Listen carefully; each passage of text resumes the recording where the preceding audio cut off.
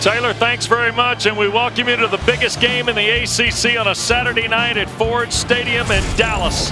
A capacity crowd is settling in to see Pitt, 18th in the country after their best start in 42 years, and 7-1 SMU, who is 4-0 in the ACC in their first season of membership with head coach Rhett Lashlee. Welcome upstairs with Tom Lugan, Bill Wester. I'm Dana Boyle in just a moment. It's an amazing story what Pat Narduzzi's doing, bringing just 2 starters back on defense and a whole new offensive system. Likewise for Rhett Lashlee in his first season in the league. Oh, they're hitting on all the right buttons, right? Both of these football teams have played outstanding football in all 3 phases up until this point. I really think that this is maybe one of the best matchups of the entire conference all year long. Now, last week's 6-turnover debacle did not cost SMU a game, but it was also not a trend. I don't expect to see that tonight from the Mustangs. And Pitt coming on the road with a high-flying offense and a problematic defense. SMU takes the field here, coming out of the Gary Weber end zone complex. The Mustangs, of course, 7-0. They're impressive at home. They have won their last 12 home games they have scored an average of 50.5 points. And likewise, the Pitt Panthers also come to the field here in Dallas tonight for just the 7th meeting all time. And you see Pat Narduzzi's team fresh off that win, of course, a week ago Thursday night.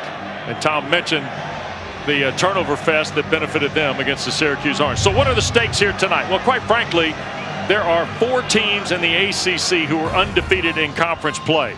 And the reality of it is Clemson, Miami, Canes already won today to go to 9-0. Clemson in progress with Louisville at this hour, and then SMU, and then Pittsburgh.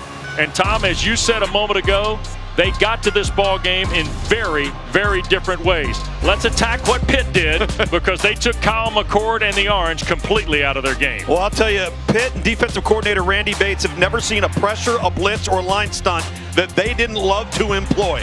They are not complicated at Pittsburgh on defense, but what they will do is come after you, and they will come after you frequently. Created turnovers, 3 pick sixes a week ago, and then conversely, Wes, SMU goes on the road where they have the nation's 2nd longest winning streak, turns the ball over 6 times, somehow wins the game, where Rhett Lashlee, the head coach, is trying his best not to apologize for it, and not one single point was scored by Duke off of either of those 6 turnovers. And you see the 2-point play at the end that goes awry for the Blue Devils. Mustangs hold on to win 28-27. Now the storyline all week has been the quarterback for both schools. Eli Holstein, Kevin Jennings both go here tonight. Yep, both really good athletes as well. Let's go downstairs. Dana's got the Pitt head coach. Coach, we're going to go now. Coach Narduzzi, your young quarterback Eli Holstein is just scratching the surface of what he's capable of. He'll face an SMU defense with an active front 7 and an opportunistic secondary. What is key to getting him confidence early tonight? Well, we got to be 2-dimensional. We got to obviously get a run game going. That's going to be important to get the run game going and get after him. On the other side of the ball, defensively, how do you contain Kevin Jennings? We got to keep him in the pocket, man. It's pretty simple. I think we're pretty active up front. When we go up, we got to, our ends got to keep him in the box. He likes to throw to his right when he gets out of the box. It's like any other football game. Thanks, Coach. Thanks. All right, thanks, Dana. Appreciate Pat Narduzzi's time. Boy, we got a little scouting report there from the Pitt head coach about what he expects tonight when Kevin Jennings has the football, Tom. Well, Kevin Jennings is a dynamic athlete, like we just briefly mentioned. His health will be in question tonight. It looked like he had a lower extremity injury a week ago versus Duke. Yep. Cleared 100% to go. But when he escapes and moves to his right, expect Pitt to force him to stay in the pocket and work to his left tonight to put him out of his comfort zone. It's going to be interesting to see. Explosives will be a key tonight, but I also think details, little things, Tom, penalties, turnovers, special teams. We got 2 reliable kickers here. I mean, there's all this stuff out in front of this ball game tonight, and by the way, including a twinge of physicality that both teams like. Well, listen, most games are lost. They're not won, right? When talent is equitable across the board, and you've got 2 teams so similar in their effort, their production, their physicality, as you mentioned, and their ability to play complementary football, it's going to come down to those little things. Maybe not the play that's made, but the mistake you avoid. Well, it's going to be interesting. Pitt, of course, 7-0 for the first time in 42 years. And, of course, SMU has won their last 20 games when they have scored 30 or more. There is tons of little tidbits about both these teams and this season in particular that are at play here tonight in Dallas. Kick away from Sauls. There'll be no return by the Mustangs. And so we're going to look at SMU's offense, which is 6th in the ACC and 26th nationally at 443.5 yards a ball game against a Pitt defense that's 349.4. That's 8th in the ACC. And a young man who's done a terrific job, Kevin Jennings, who tonight, Tom, makes his 8th career start. Yeah, and what he's got to do is shake off last week's performance. 3 interceptions, very uncharacteristic of his nature. He's always valued the football. He's a dynamic runner, a sufficient passer, but he's got to have a short memory. SMU off the 25, first throw of the game toward Daniels, batted in the air and almost intercepted. Matlack, the transfer from Kansas State, got a hand on it, and then you saw Kyle Lewis, another one of those new first-year starters for defensive coordinator Randy Bates, almost come up with it. Yeah, I see Matlack getting off the ball. You see that quick first step. He's in the backfield in 2 steps, and they're trying to get the ball laterally right now against this Pitt defense to get them running sideline to sideline to avoid some of the pressure stuff up front. So 2nd down and 10. Jennings burning a lot of the play clock, down toward 10 seconds here. Up in the pocket, long throw, up the ladder and caught, and spinning away is Keyshawn Smith. Down the far sideline into Pitt territory goes Smith. Donovan McMillan might have saved the touchdown. Keyshawn Smith, and the timing of this throw from Kevin Jennings out on Rashad Battle, number 15. He's just going to pull up, come back to the sideline, and nice job maintaining his balance upon contact there from Rashad Battle, and a huge explosive. First down give. This is Brashard Smith.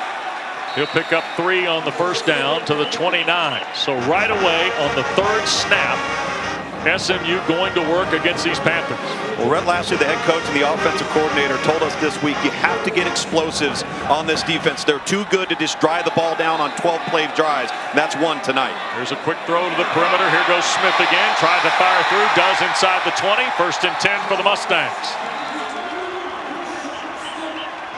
McMillan the stop out of the Pittsburgh secondary. Tom, it looks like Jennings, at least early, making quick decisions. Yeah, making quick decisions. And credit Matthew Hibner, the tight end right there, number 9, Keyshawn Smith, for their stock blocks out in space that allowed Brashard Smith to get that gain, now put them inside the 20-yard line. They put Keyshawn Smith to the boundary side, bring Stone Eby in, the 2nd tight end, almost as an H-back. Here's Brashard Smith on the ground at the 15. Smith diving forward toward the 7. He got tripped up. Matlack was there. Ryland Gandy, another first-year starter at the corner spot from Buford High School, north of Atlanta, makes the play. This group of white jerseys on defense, you're going to notice their front is going to penetrate. They're going to get upfield. That time SMU exposed it. Another quick hitter. Here's Smith spinning at the 5. He'll be tackled at the 2. 1st and goal for SMU. Jimmy Scott, the end, peeled back to shove Smith down. Smith's so good in the hole, through tight creases. He can make people miss in a phone booth. He's got great contact balance. He'll be utilized tonight in the run game, also as a wide receiver. We've already seen him out of the backfield as a pass catcher. And what a fantastic opening drive for SMU on offense. You see Rhett Lashley now in his 3rd campaign here at University Park. L.J. Johnson's coming the ball game. He wears number 11. He's in the backfield with Kevin Jennings. 1st and goal for the Mustangs. Johnson straight ahead. 5th rushing score of the year for L.J. Johnson, and SMU makes quick work of their first possession. L.J. Johnson, number 11, he's the power back. He's the change of pace to Brashard Smith. You'll see both of them tonight. But this offensive front for SMU deserves the credit on this opening drive. Ja'Kai Clark, Logan Parr, Justin Osborne, P.J. Williams, and Savion Byrd leading the charge for the Mustangs. 7 plays, 75 yards, and 241 for Lashley's team. And Colin Rogers punches home the extra point. It is 7-0. And Jennings to Keyshawn Smith tore the seams open in the first possession. You got to get the explosive, and you got to get them early. SMU does, and then puts the ball on the ground. Imposes their will on Pitt. Fast start for the Mustangs here in Dallas. Welcome back to Dallas. SMU first on the board. Want to show you defensively what you're going to see from Pitt all night long tonight. This is called a two-high, 1-2. They call that a shell. You see the shell right there. You have to win these one-on-ones right here if you want to get explosives versus the Pitt defense, and that's exactly what happens up here one-on-one. So once you do this and you're able to connect, the safeties are playing up near the line of scrimmage, and there's nobody else out there if the corner doesn't make a play. So now you've got the explosive play, which sets up really fine execution in the red area. And that man right there, Pat Narduzzi, Wes, I think Pitt's a bit shocked. They did not expect to come out on defense and have SMU go right down the field. Oh, and Jennings spinning as well as he did too. Yeah. Right? Remember, Matlack got a hand on the first pass, and then the shot to Keyshawn Smith, I think, was almost like a quick jab to start round one, if you will. And now here comes the other belt holder, if you will. Here's Eli Holstein, Tom, for the first time. We get a look at this young man who transferred from Alabama. Yeah, just a redshirt freshman. You take a look at my look back there. 5th-ranked quarterback out of the pocket passing category. And he was always an athletic pocket passer. What he's become and morphed into for Pitt is more of a true dual threat. He's a fantastic thrower, and he shows tremendous poise and composure for a player that is only a redshirt freshman. He's valued the football, he's been an effective runner, and he's taken over the leadership skills of this offense. That is Mumfield in motion, and Holstein going to keep it on first down, and he'll rattle off right about 4.5 yards before he's tackled. Now remember, Eli Holstein's best friend is 0 for Pitt. That is Des Reed. Pound for pound, maybe inch for inch, the most valuable player in college football so far this season. I think he's the best transfer portal player in America that nobody's talking enough about. All 5'6" of him, he's like Mighty Mouse. Here's Holstein, gets it to Reed on cue, and Des Reed's got the first down. He'll step away to the 43, and just like that, 0 impacts the ball game. Yeah, quickly leak him out. Eli Holstein just pops it to him, and what you saw at the end of that play was a finished run. What the coaching staff here, and Cade Bell, the offensive coordinator, shared with us, that he may be the toughest football player, regardless of position, on Pitt's football team. You see his APY per game and where it stacks up in FBS play. It's hard to qualify just how important he is to what they do offensively. Pick up a 14, and here is Reed on the carry now, and he'll pick up a couple to the 45-yard line before he got knocked back by the middle of that SMU defense. And there's a look at Cade Bell. Ironically, we had his dad Kerwin in the Catamounts in week 1 in Raleigh. He's the head coach of Western Carolina. Kerwin shared with us, the worst part about Cade leaving my staff is my granddaughter went with him. Here's Holstein back inside. That ball got deflected away, and that's Ahmad Walker, the linebacker. Now marker's been thrown from well behind the play over in front of the Pitt bench, and we'll see what's here on a ball intended for Kenny Johnson. Yeah, this flag might have been a little late. Pass interference, defense, number 34. The ball will be placed at the spot of the foul, automatic first down. May have been a little late, but I actually believe it's a good call. Take a look at the replay right here. He grabs him. Oh, there's no question. Yeah. That's a good call. Flag comes in a little late. That's fine, but it's the right call. This is Eli Holstein trying to dump it off here.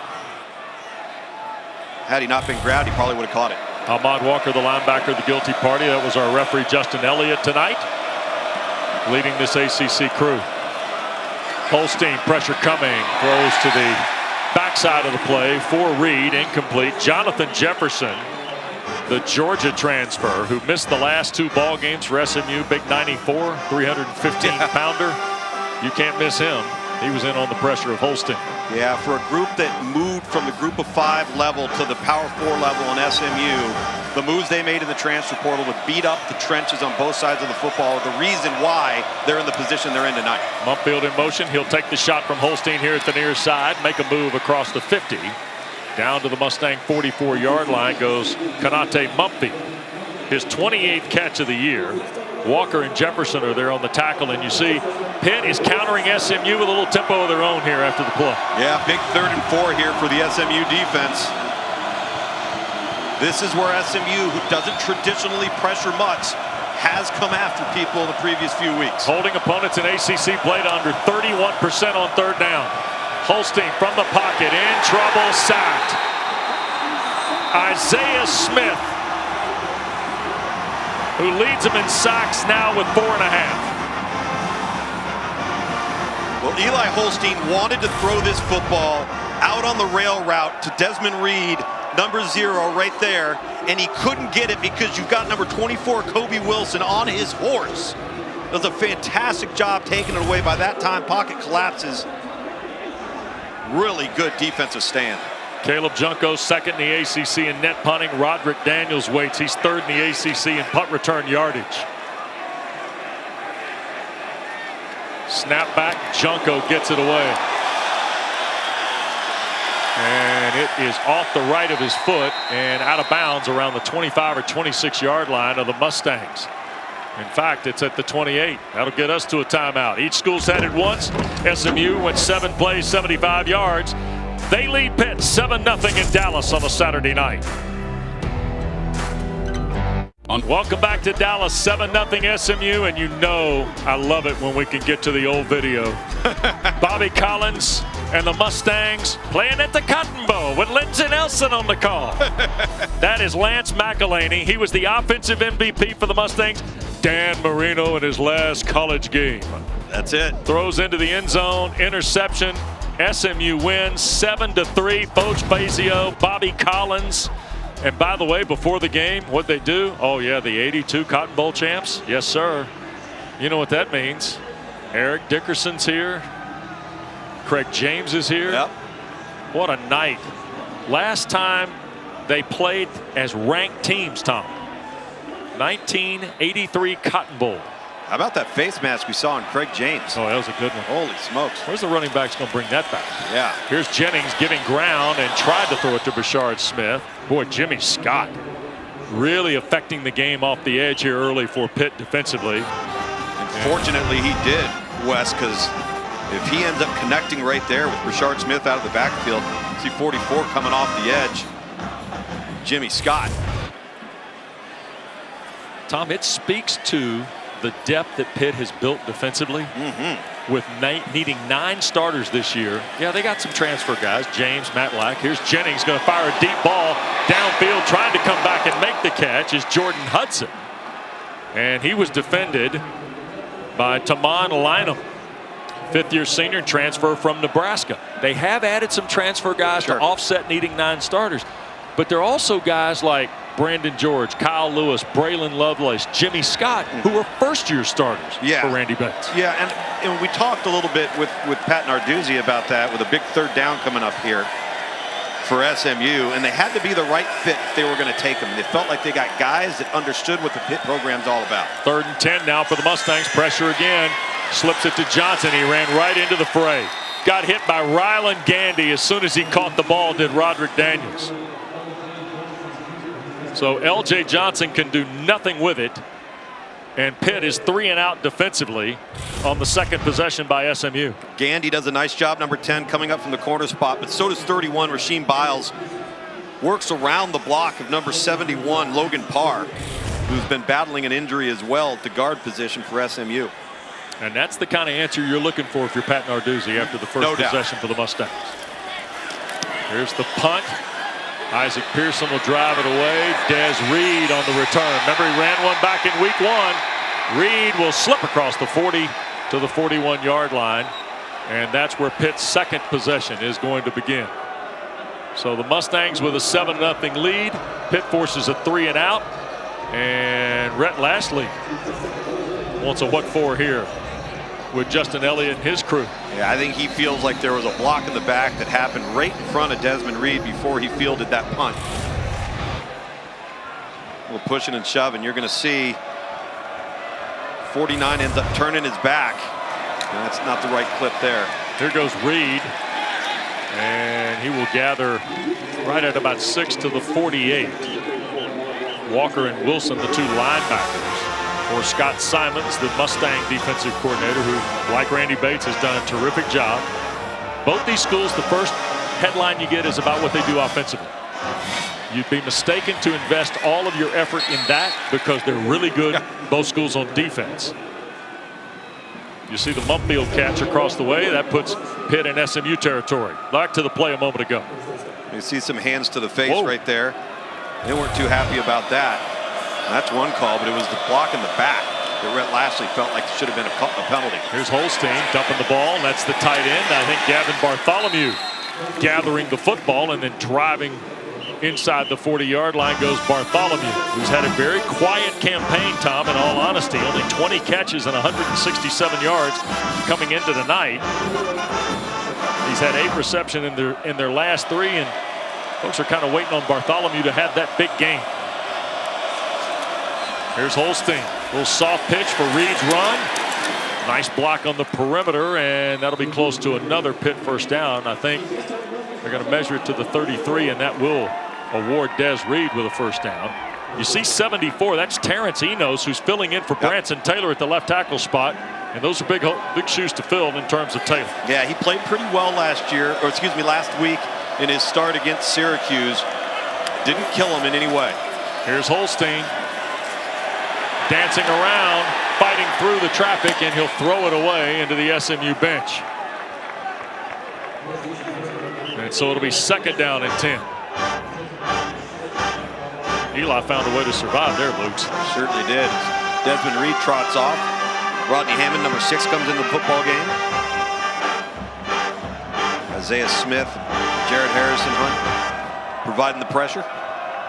4th appearance of the year for Hammond, who was suspended for the opening portion of the program in this 2024 campaign. Second and 10. Holstein wants to throw, does, to the backside. That's Jake Overman, the backup at tight end. And the transfer from Oregon State pulls in his 9th catch of the year. And Cale Sanders, 22, with a fantastic open field tackle here for SMU. As you mentioned, Overman on the catch, and now a 3rd and manageable for Pitt offensively. Yep. Panthers on the year at 39%.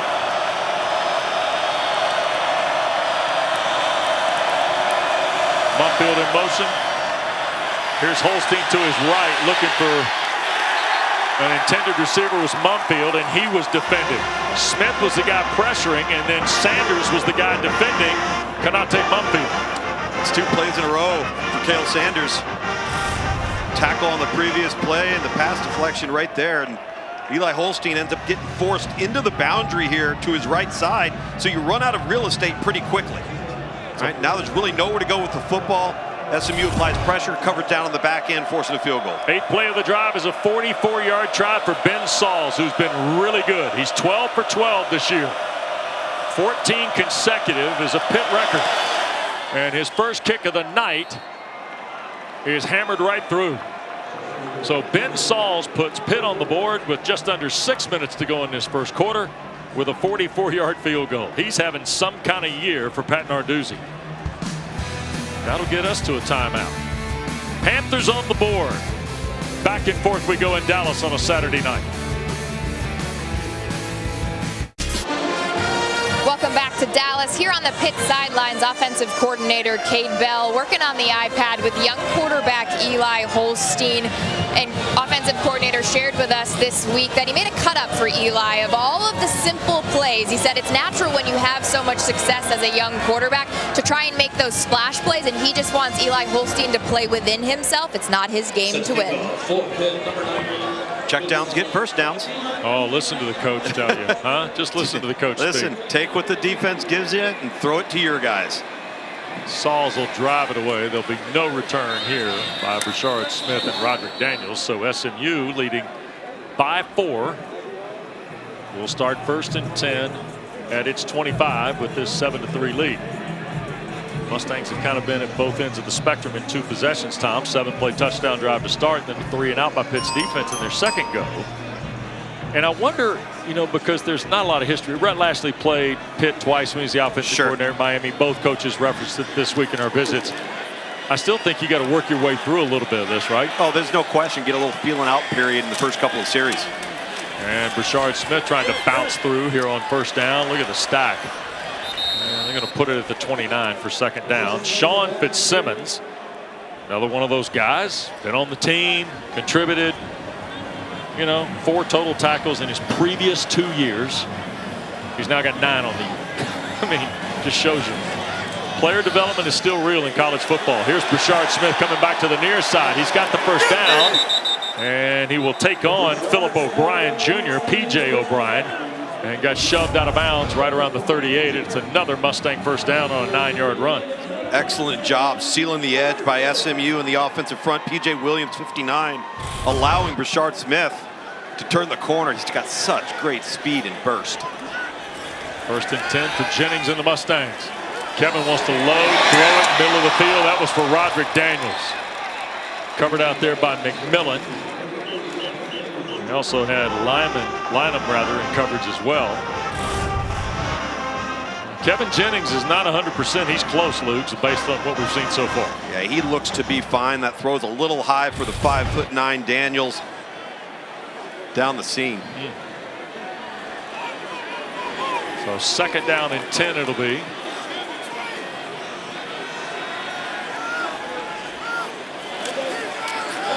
And Jennings shoots it here again. What a catch in traffic. That's Jordan Hudson. Close to a first down. We'll see where they spot it. Near the 48.5 of SMU, and I think they're going to call it. It'll be 3rd and short here, I believe. Good job here by Jordan. By Jordan Hudson, really pushing the vertical route, and then the timing of Kevin Jennings to get the ball out of his hands. Difficult to defend along the sideline. So they do give him a first down, and boy, Brashard Smith got hit by Lovelace right at the belt buckle when he took the football from Jennings there. Terrific play by the Panthers defensively. L.J. Johnson will check in as Brashard Smith comes out. Wes, you mentioned player development with this Pitt football team, and even you come back into the season, you've got 2 returning starters, but you're a developmental program. So you've got redshirt sophomores, redshirt juniors. It's their time. They know it. They're older, and then all of a sudden, it's their time to shine, and that's what they've done. Here comes the pressure. Jennings has got to cut it loose. Hudson didn't turn around for it. And quite frankly, Kevin had to pull the trigger because the heat was coming. Thompson led the parade for Pitt. Key Thompson, the Ohio transfer, comes in and really unleashes on Kevin Jennings right as he delivers the football. No fear from Jennings there. And let's see, we're going to get a timeout called here, I think. Referee Elliott. The previous play is under review for potential targeting. Okay. So Justin Elliott, the referee tonight, they're going to review this. Now, I don't know if this is Thompson's hit on Jennings. I believe it is. Okay. As right as Jennings was standing in there, as we were just discussing, he delivers the ball. Key Thompson appears to go up high a little on him.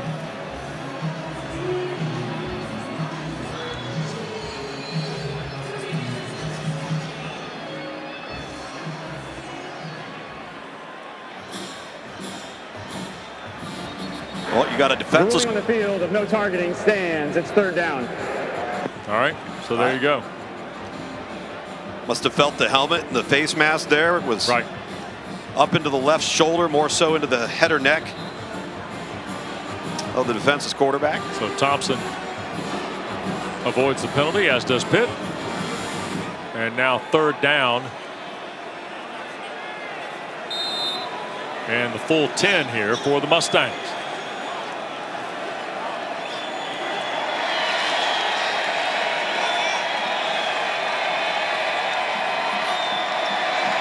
L.J. Johnson in the backfield now.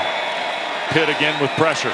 Jennings tries to shoot it near side. That's Hittner the catch. Matthew steps away out of a broken tackle, and the Michigan transfer picks up the first down for SMU. P.J. O'Brien shoved him out of bounds, but Tom Hittner, who's filling that role left by the injury to R.J. Maryland, produces a 22-yard play. Yeah, filling it well here on the crossing route. Let's see if his elbow touches the ground or his arm. Oh, it's just his arm right there. Nice job keeping his balance and gaining some extra yardage and a fresh set of downs. Lynham tried to get him on the ground. Brookings is the injured Pitt player that's being tended to, but you see Matthew Hittner make a terrific play.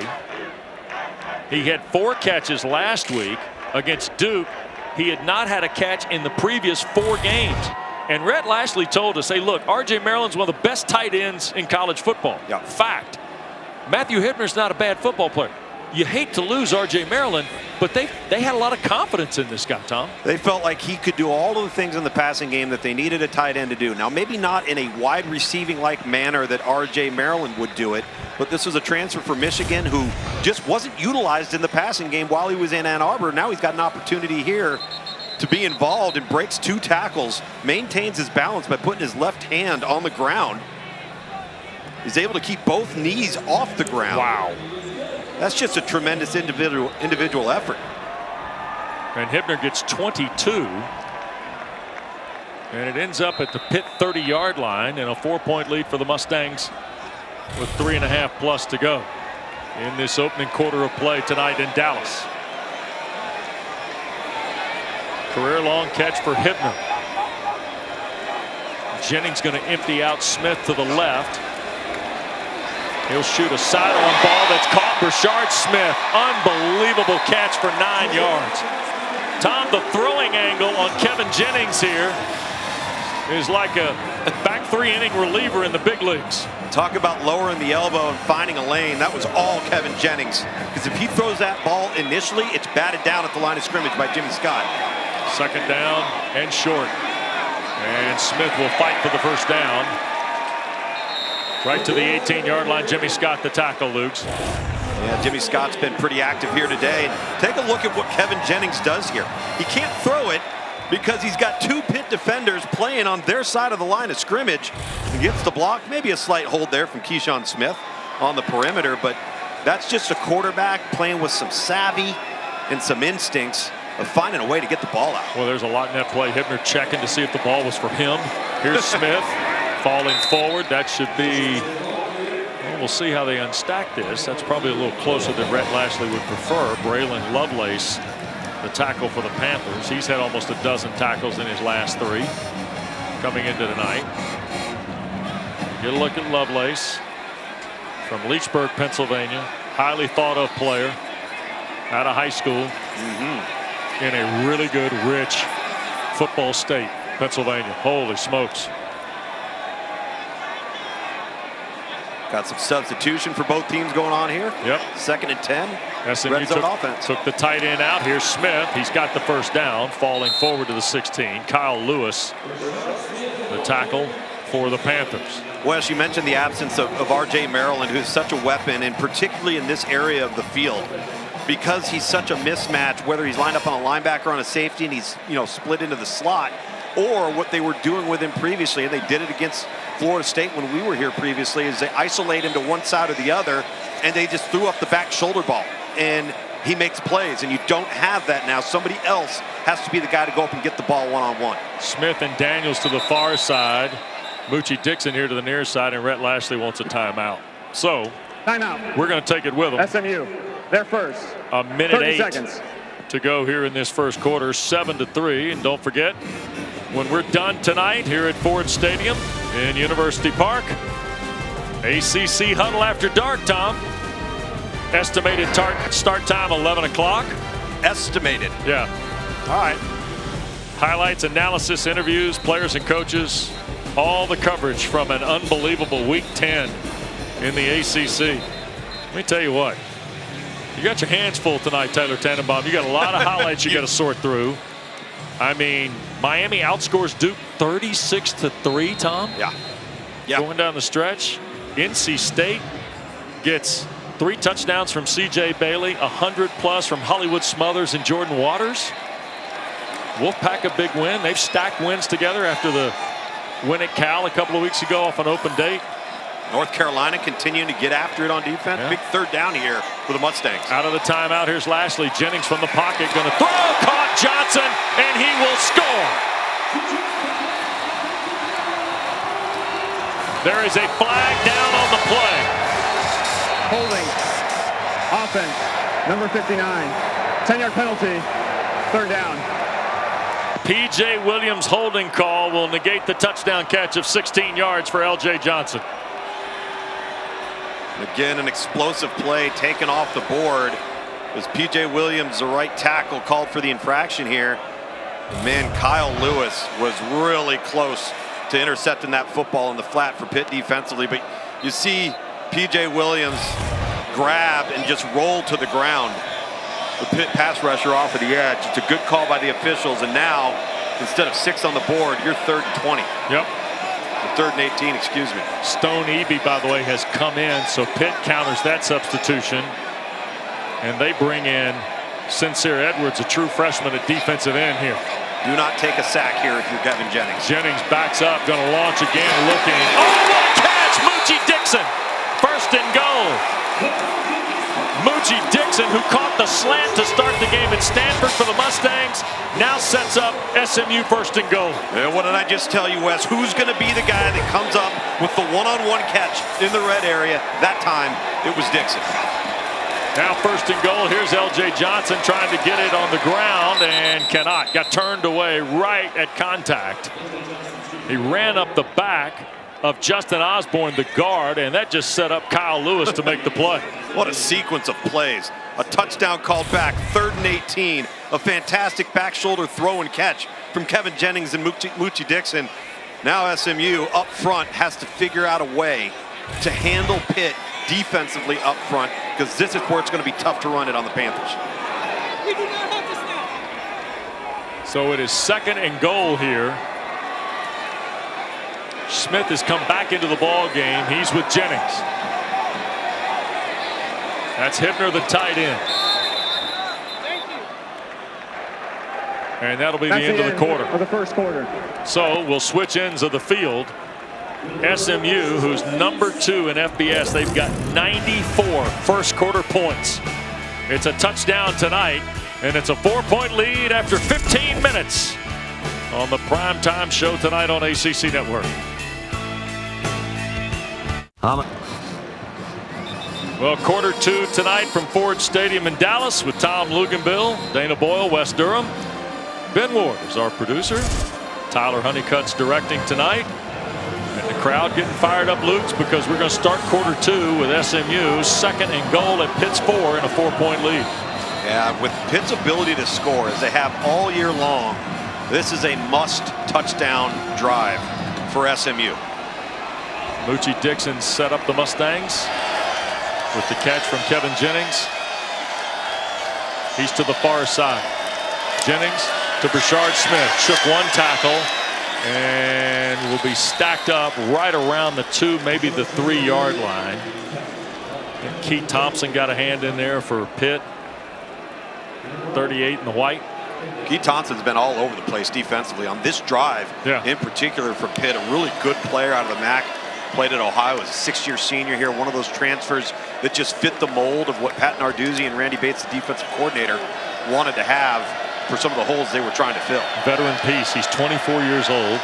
Is Keith Thompson tonight's his 47th career game. Here goes Smith, reverse, and this is Roderick Daniels to the right. Daniels eludes one, dives and scores.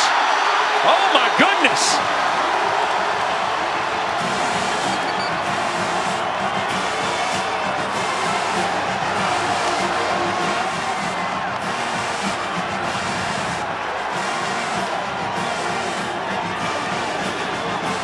Roderick Daniels does a little bit of everything for Rhett Lashley. He jokes even we might line him up at offensive tackle one time. And now he's hurdled a man from another team. So here's Colin Rogers to try and make it an 11-point lead for the Mustangs. And he does.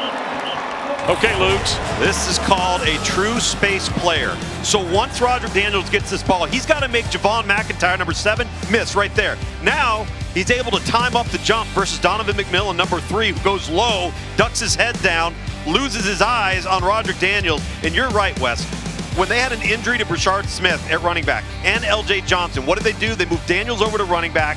All he does is make plays. He's returned a punt for a touchdown, plays wide receiver full-time, subs, moonlights as a running back, and that time is making people miss in a phone booth. And SMU is on the board in the first 45 seconds of quarter 2 on a 15-play, 75-yard drive, Tom. This is something that I would imagine if you asked Rhett Lashley that type of drive being a surprise to him against this defense, he would say yes. He could not reiterate enough how during his time in Miami, he was the offensive coordinator, And they beat Pitt. They beat the state defense. And he said, we had 4 explosives that got us into scoring territory, and it's why we won the game. We had no touchdown scoring drives. So really encouraging for SMU there. There'll be no return here for the Panthers. So Pitt will start from its 25-yard line in an 11-point deficit here early in quarter 2. Quick reminder to you, we've got 3 more Atlantic Coast Conference championships right here for you on ACC Network and the ESPN app. First round of the women's soccer tournament starts tomorrow at 6 o'clock. Field hockey quarterfinals start Tuesday at 10 a.m. Eastern. And then the first round of men's soccer starts Wednesday at 6 and 8. All available for you on ACC Network and, of course, on the ESPN app. So off the 25, here's Eli Holstein. And Pitt is in a real answer-back situation. Holstein tripped up as he came out of the pocket. A flag is thrown down as he's sacked for a loss of 3. Roberson, I think, is the guy that tripped him up. And you see Jacoby, the guard, was also kind of in the mix for Pitt. And now a little bit of a conference with referee Justin Elliott. Corey Roberson was removing Ryan Jacoby from the mix. Shot block. Offense. Penalty is half the distance to the goal. First down. So a chop block. And Pat Narduzzi getting a little bit of the interpretation here. See if we can pick something up. Yeah. Tom. All right, so you're going to see. It's Eno 74. Correct. That's your left tackle. I don't see. Whoa. What about 61 and 56 there? That might have come late. Yeah. And now another flag is thrown. And this is in the neighborhood of procedure, false start, early movement, all the things that coaches coming off penalties like a chop block don't want to have. Delay of game. Defense. 5-yard penalty. First down. Okay. Let's go back to the play before this one, as Rhett Lashley wants to know why that was called. Let's take another look here. So there's your center 56. See if he engages.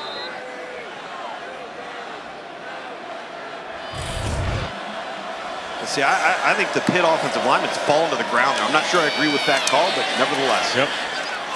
And then SMU was ticketed for my new favorite penalty, Tom, simulating the snap count or distracting signals, whatever. Disconcerting signals. There you go. There it is. There it is. Yeah. No, I just think on your traditional chop block, you're engaged with a guy and somebody comes and goes low on the other player, and I'm not quite sure I saw that. Nonetheless, 2nd and 12 it is.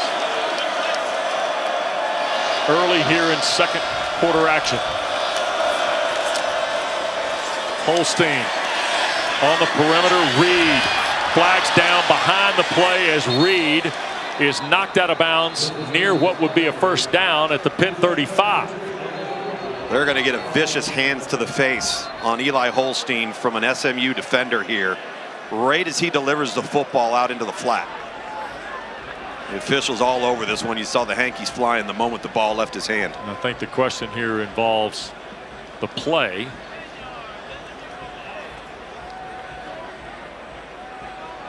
So discussion with Justin Elliott and his crew. Roughing the passer. Defense, number 58. 15-yard penalty. Automatic first down. Number 0's helmet of the offense came off. He has to sit out for one play. Right. Boom. The hand goes up and goes high. Wow.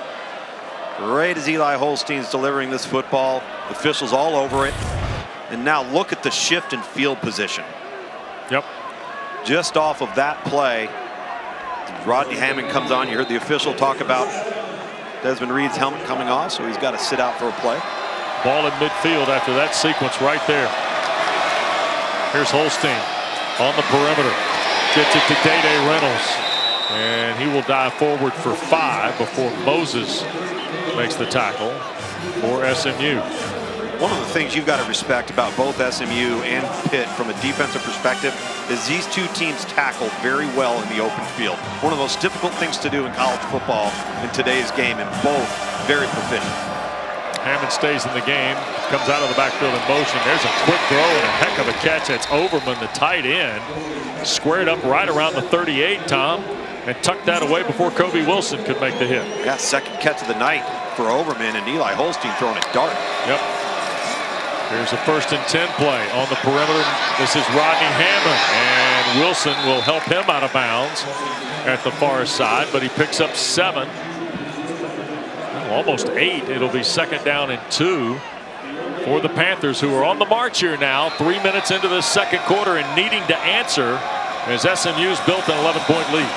Just as I commend the open field tackling, Deuce Harmon, number 7, gets juked. That's Reed coming in motion. Snap to Holstein. Back to Des Reed and bounced it to him. I'm not sure that a hand didn't get in the throwing lane that time. I think this is just a flat-footed, short step ball that came out of Eli Holstein's hand poorly. He knows it. You can see his body language after the ball hit the ground. Pitt's already distributed the football to 6 different receivers. And here is a very big 3rd and 2. I would expect 4-down territory here from Pitt offensively. 2 receivers to the boundary. That's Poppy Williams in motion. They're going to hand it to Reed, trying to find a crack in the wall. It's not there. My goodness, Isaiah Smith, Ahmad Moses led the charge here for the Mustangs. Instead, they take a loss, and now the field goal unit comes on for Pittsburgh. And SMU up front offensively is a handful tonight for this Pitt run game. Yeah, by the way, Narduzzi's team now hitless in 3 third downs, Tom. And here is Sauls from 47. Yeah, I think if they get positive yardage there and don't convert, that Narduzzi likely goes for it, but not when you lose yardage. So Ben Sauls trying for his 2nd field goal of the night. Spot kick from Sauls away. And it misses. Pushed it to the right from 47 yards. First miss of the year for Sauls. We get a timeout in Dallas. Just better than 4 minutes in, 2nd period. Gator. Hey gang, don't forget we're 48 hours and change from the start of college basketball. Monday night on ACC Network. We'll start at 5 o'clock from South Bend. Neil Ivey and Notre Dame welcome Mercyhurst. Then we'll go to Cameron Indoor Stadium. 7 o'clock, Duke welcomes Maine. And then at 9, Smith Center in Chapel Hill, North Carolina and mighty Elon. Lutz. Mighty Elon. Right here on ACC Network and available on the ESPN app. After the missed field goal, SMU from its 29 with an 11-point lead, and Brashard Smith midfield, and it's a foot race. Smith to the 25, the 10, touchdown.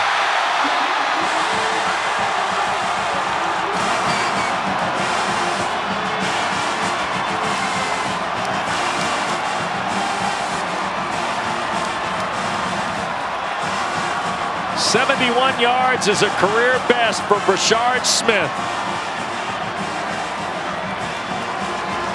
My goodness, Lutz. He doesn't lose many foot races.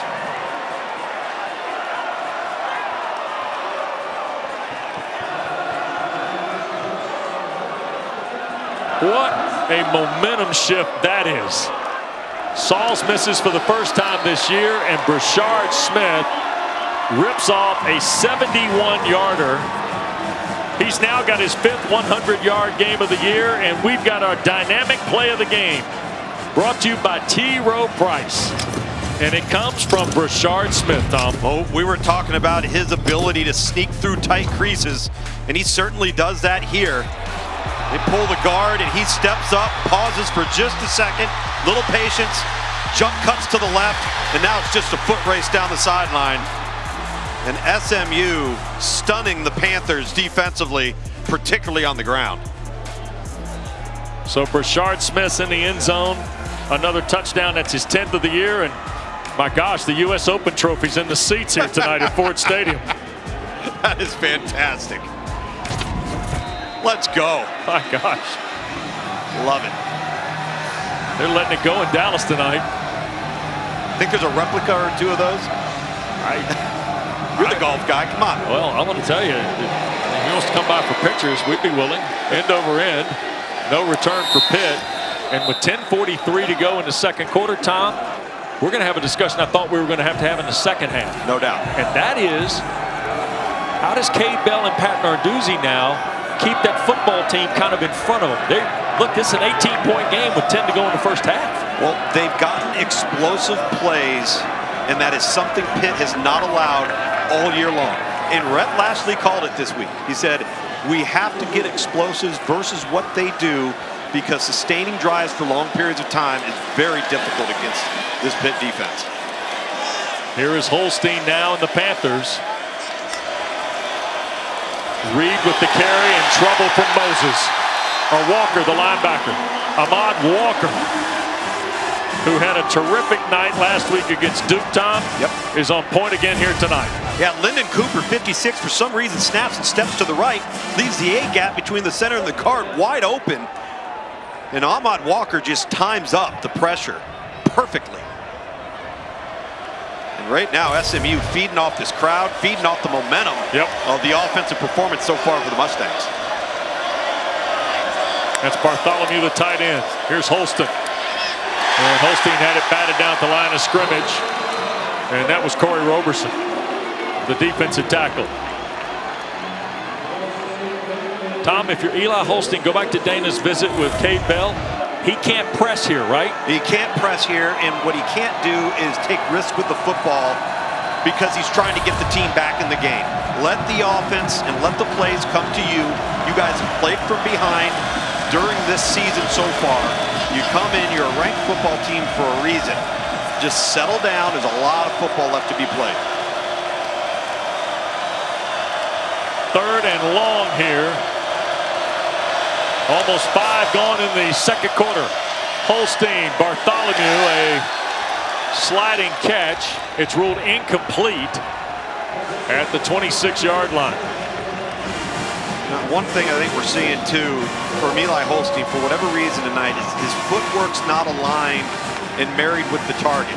He's throwing a bit tense, and the ball's going low. So we're not seeing the accuracy that we've become accustomed to seeing from him throughout the first 8 weeks of the season. It's affecting the passing game. 3 and out tonight for Pitt for the first time offensively. And here is Caleb Junko to punt it away. Daniels waits at the 37 for the Mustangs. And a timeout asked for by Pitt. Timeout. Pitt, they're first. So it's 4th down and 14.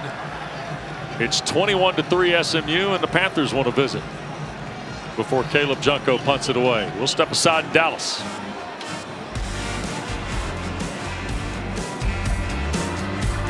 Welcome back to Dallas. Is It In You is brought to you tonight by Gatorade. And Tom, what's in SMU is explosives. Absolutely. This one's Keyshawn Smith on the first drive of the game for SMU.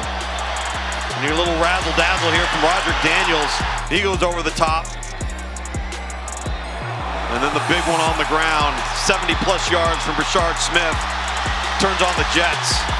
And that's not even counting the 26-yard completion, or excuse me, the 18-yard completion to Moochie Dixon to put the Mustangs in scoring position in the first quarter. You see the season average for SMU per game and Pitt as well, and the Mustangs are already halfway to their typical number. Makes it a lot easier. Here's Junko to punt and got it away. It will bounce before it reached midfield and promptly skip toward the 48 where it's out of bounds. And SMU is going to have pretty good field position here after just a 27-yard punt. And let's visit with Dana. Yeah, Wes, this is what it looks like when your head coach has a little bit of faith in the quarterback in Kevin Jennings. After he faced a little bit of adversity last week against Duke, he's not trying to do too much tonight. He's just playing within the system. And Rhett Lashley told us that he's got a chance tonight to prove that that's just the exception, not the rule, and he's doing just that. No doubt, Dana. He's had a short memory like we've talked about. He brushed it off and playing lights out once again. And going to hand the ball to L.J. Johnson, and here go the Mustangs on the ground. And Johnson gets 8 to the 41. Best starting spot of the night for SMU. Ryland Gandy might have saved a bigger gain there from Johnson. And a little bit of tempo now, and LJ Johnson trying to hold the point, cannot. And Brandon George, first time we have called George's name tonight. The 6th-year senior out of Berks Catholic makes the stop for the Panthers. 60th career game tonight for Brandon George, Tom, and a first-year starter. Yep, a guy that stuck around, developed, understood his role, and now is in a fantastic position. That's his 53rd tackle on the season tonight. So 3rd down and a yard here for SMU. And Bouchard Smith got tripped up right as he got back to the line. Matlack, I think, got a hand in there. Gandy was in the fray for the Panthers. Rasheem Biles also there, and with an 18-point lead, Rhett Lashley looks like he's going for this. He's taking a look at it. He may just hang in there for a second. Potentially call timeout. He's got one to burn if he likes. Yep. He's got 2 to burn, actually. You see their 4th down numbers on the year. And yep, there's the timeout. Second of the half for the Mustangs.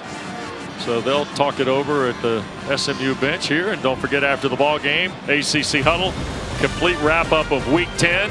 They got great stuff coming for you at halftime as well. Taylor with EJ, EMAC, Coach Rick, Eddie Royal. Highlights, analysis, interviews, players, coaches, and more. And with one game underway, opposite us tonight at Clemson. Let's look at the other 4 that are in the book tonight, Luke's. We mentioned Miami a winner, NC State a winner, Syracuse in overtime against Virginia Tech. And Amarian Hampton with 5 total touchdowns in the Carolina win at Tallahassee. Amarian Hampton is something special in North Carolina, playing defense the way they are. Louisville right now knocking on the door in the red area against Clemson. So all the details and more coming up with ACC Huddle at the half. And now a flag. Illegal substitution. Offense. Flag penalty. 4th down. Wow, off of a timeout. And SMU looked like they were going for this. And so Isaac Pearson will come out now to punt on what is 4th and the full 6. Desmond Reed going to lock heels at the 10 at Pitt's end of the field. So the poor punt by Junko does not haunt Pitt on SMU's best starting position of the night. Pearson trying to hang this up near side. Reed will make the fair catch, standing just outside the 10-yard line. And in an 18-point lead for SMU, the Panthers will get cranked up 89 yards away. And Eli Holstein will bring them to the gates, if you will. Because here's what's at stake tonight, Tom. Clemson trails late in the first half to Louisville, but Miami's made their move today. And you see right there in the stack, SMU and Pitt trying to get position on the rail, if you will, in November. No question. A lot of football to be played here in Dallas. Yep. Rodney Hammond starts in the backfield for Pitt off their 11-yard line. Holstein the carry. Boy, and he got banged around pretty good. Harrison Hunt was there along with Walker, who's been, or I should say, I said Ahmad Walker. It was Alexander Kilgore, 54, now 34, making the hit on Eli Holstein. And quickly 2nd down. Looking for the throw and has it just beyond the 15. That's Kenny Johnson, sophomore from York, PA, with Wachovia right there to tag him from the safety spot. Pittsburgh's just got to find the little pockets, the underneath stuff. Take what the defense gives them. Scott Simon's the defensive coordinator. Here's 3rd and 4. This is where he likes to heat you up, but they are predominantly a zone defensive football team. Find the voids. Crowd roaring at Holstein. Holds the ball. Johnson the catch. First down for Pitt. Kenny Johnson trying to create some more from it and stretches out to the 42-yard line. A lot of patience for the QB here, Tom. Yeah, a lot of patience and hangs in there. Got a lot of bodies moving around. Keeps his eyes downfield and delivers what wasn't a strike, but it was a heck of an effort and a play being made by his target. And Johnson makes another catch as we're back to live action. Pulled down by Crossley. Right around the 45, 46-yard line. Longest play a moment ago to Kenny Johnson for Pitt tonight of 24 yards. So second down. Holstein in rhythm, back for Johnson, a diving catch of it, and it is called a catch, and it is at the SMU 43. Right in front of Crossley. Again, that throws low. It's the correct read, timing, and anticipation is exactly how you'd like it. Just got to get the ball up if you're Eli Holstein. Here's Holstein. He's going to make the long throw, and the catch is made by Hammond. And Rodney Hammond's taken down right around the 41 by Moses. Ahmad Moses had one of the best games of his career a week ago on the road at Duke. And then a fine open field tackle right there on what was a long throw for Eli Holstein. Yep, substitutions both ways here. Bartholomew has come back now for Pitt. They also bring Poppy Williams into the lineup. He's one of those little wing backs on the left. He flexes out into space here. On second down, Holstein up in the pocket, dumps it to Reed. Desmond Reed tangling with Walker and tackled into the bench area, and here comes a flag. Ahmad Walker might have been a little overzealous once he got to the white on the far sideline. Yeah, they got tangled up there. Clearly out of bounds. I think this is going to cost SMU 15 more.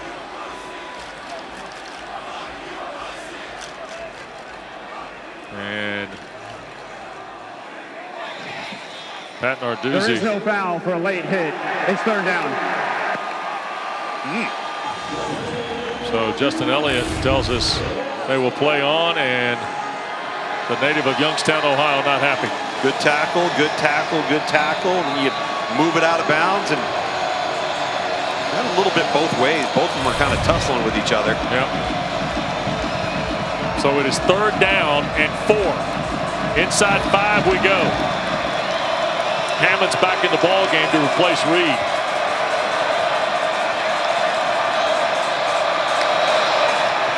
Here's Holstein to his left. Flag down on the play, and out of bounds he goes as he was throwing the football. Booker was the guy who was chasing him. Big Tank Booker. My goodness. That's 348 pounds of number 10 coming off the top rope. Taking Eli Holstein down. And let's see what the marker is for. The penalty flag thrown as Holstein was moving from the pocket.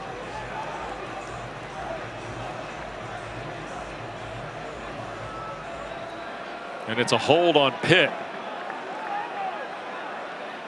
Holding. Offense. Left tackle. That penalty is declined. Foot down.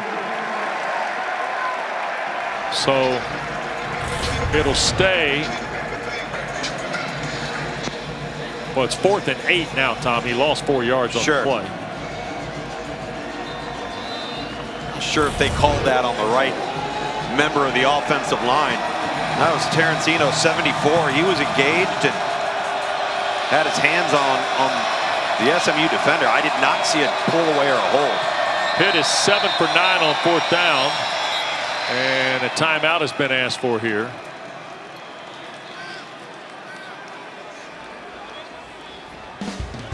We'll get a break here in Dallas.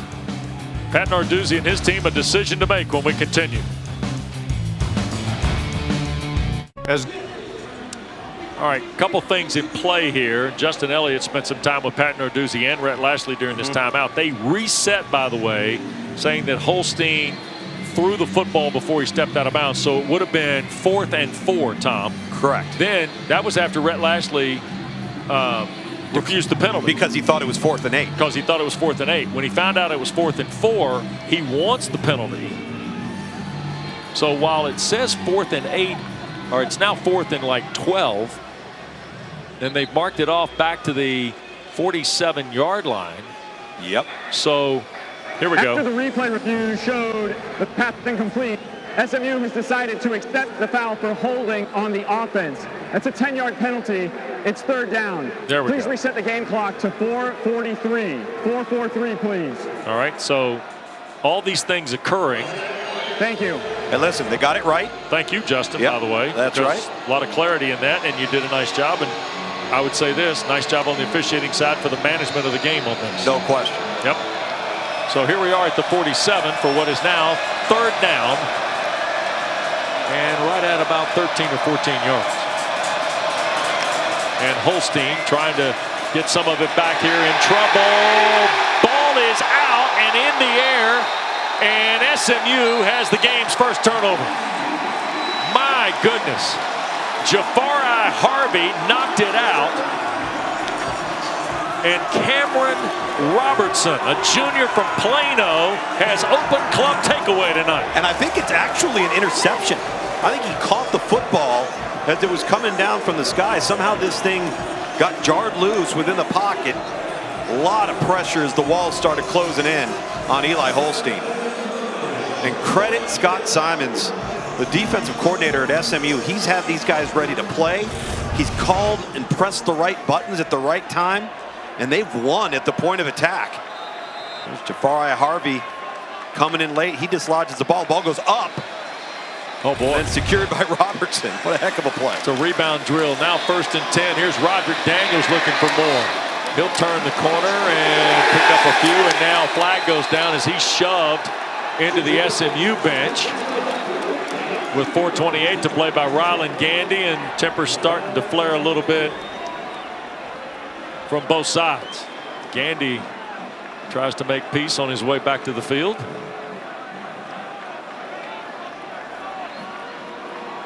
My goodness.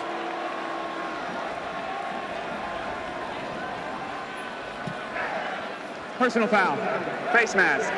Defense, number 10. 15-yard penalty. Automatic. 1st down. So we'll get a replay look at this. Off the 41. We'll push it well down the field. He laid off late, even though it started to be a shove. But that shot right there from Roderick Daniels may have deserved a yellow hanky.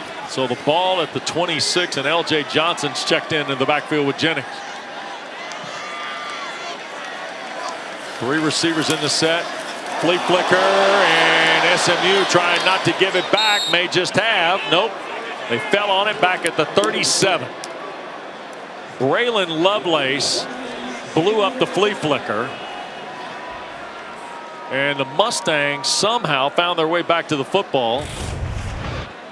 I think it was Logan Parr that might have fallen on this. Well, and they happen to call this play versus a pressure and a line stunt of Pitt defensively, and it was the wrong call at the wrong time. Very fortunate to maintain possession of the football. Yep. 2nd and a mile, and here's Brashard Smith suddenly to the perimeter and around the corner and gears down at the 22. Boy, Brashard Smith is a handful, Tom. He stalled Tamon Lyman, number 8, on the edge right there, and then kicked it into another gear. And the Mustangs are up on the line now for 3rd down. And we got a flag thrown. And we got another flag on the ground. Maybe too fast that time. Offense, number 54. 5-yard penalty. 3rd down. Savion Byrd, the left tackle. And they were going to take a shot to Keyshawn Smith, number 9, at the bottom of the screen versus Ryland Gandy, number 10. There was no safety in the middle of the field, and Kevin Jennings knew he had it. And again, these explosive plays that are so critical that Rhett Lashley, the head coach at SMU, discussed with us this week. They've come up with them so far. Pitt has not. So now 3rd and 11 after the penalty. 3 to the field, 2 to the boundary, and now Smith's come to the backfield again here. And here's a throw to Brashard Smith, and the Panthers trying to hem in. That's I'm sorry, that's Daniels, and Roderick Daniels taken down. inside the 5 at the 2. It's first and goal. Tom, Roderick Daniels has provided 2 of the more incredible plays of this first half. First of all, it was a difficult catch. And what has he done all night long? He's made people miss as we get some tempo inside the 3-yard line here from SMU. 25-yard play. They're going to hand it to Brashard Smith. And he's going to be tackled at the 2. Roger Daniels tightrope in the sideline like a ballerina dancer. And it looks like McMillan has pulled and twisted an ankle here or something, because he came out of the fray, was going to try and get to the sideline, and he couldn't. And the crowd, Donovan McMillan is hurt. And now back to his feet, and Pat Narduzzi telling him to sit back down because McMillan came out of the stack and was hobbling quickly, trying to get out of the ball game.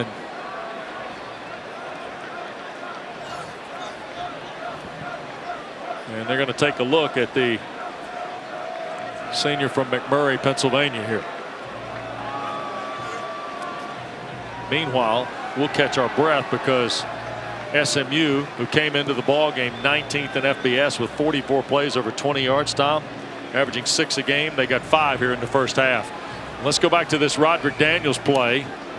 They were moving Brashard Smith around. They had all sorts of different eye candy, if you will, in this formation, Tom. And then again, the catch, the contact balance, the ability to make people miss, and then tightrope the sideline and get upfield.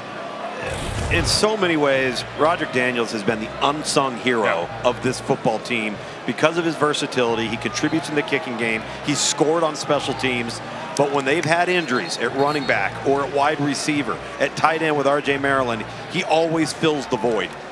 McMillan is helped off the field here. SMU bought a lot of time in that huddle, by the way, during the timeout. And now 2nd and goal. You see, we're late in this first half, and the Mustangs took control on the opening possession tonight, Tom, and really haven't looked back. No, they absolutely haven't. They put their foot on the gas and see if they can punch another one in here. Eby's come in as the fullback. Whistles blow here before the ball is snapped. And timeout, Pitt. Panthers grab a timeout. Timeout. Pitt. Their second. Please reset the game clock to 2:30. 30-second timeout. Well, Justin Elliott's done a nice job. He's had his hands full here in the first half. This is his. We thought this might be high intensity tonight. Thought it might be physical both ways, Tom. No question. It's proven to be both. It has. It's been chock full of plays, big plays, some miscues here and there. Just 2 good football teams that are very evenly matched talent-wise. Yeah. And it comes down, as when we came on air tonight, it comes down to those little details. And the details tonight are big plays. No question. Without a doubt. And a team that specializes in them has had more of them here in the first half. The other thing, too, that I'm sitting here wondering, Narduzzi's going to have to channel some of the comeback gene that they had at Cincinnati. And at West Virginia at home, no question, back-to-back weeks, and come up with a way of getting back into this football game. Out of the timeout, Brashard Smith is taken down immediately. Big Francis Brew in there to make the play for the Panthers. Freshman from Westerville, Ohio, who is listed at 6'1", 280, has had 5 tackles in the last 4 games coming in. And 95 looks like a young handful. Yeah. He and Sincere Edwards are the 2 true freshmen that are slightly undersized, which Pitt loves along the defensive front, but super active. Is the 2-minute timeout. So the 2-minute timeout welcomes us here at Ford Stadium. How did SMU get to the doorstep? Well, another night at Club Takeaway underway.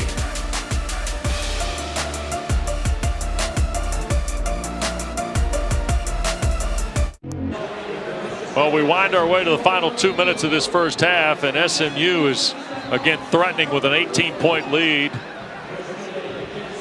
on the biggest game on the calendar in the ACC tonight. Tom, you said at the top, maybe one of the most important games are remaining in the regular season here in this first Saturday in November. No question about that. 100%, Wes. with where Miami and Clemson are currently. Clemson's down right now at home to Louisville. Pitt's got the most difficult schedule of those remaining teams that yet to play. Here's Jennings on the snap, buying time. Tries to do something with it, throws to the end zone. Brashard Smith caught it. It's a touchdown. Oh my goodness. Jennings threaded the needle. It looked like McIntyre was going to be able to make a play, but he threw it to only where Smith could catch it. Remember, Smith was a wide receiver at the University of Miami that Rhett Lashley recruited. You look at SMU, they've got some guys in the back of the end zone that are open, but Kevin Jennings doesn't take the chance to throw it back across his body. Instead, puts it in the only spot that Brashard Smith can catch the football. And look at those wide receiving skills.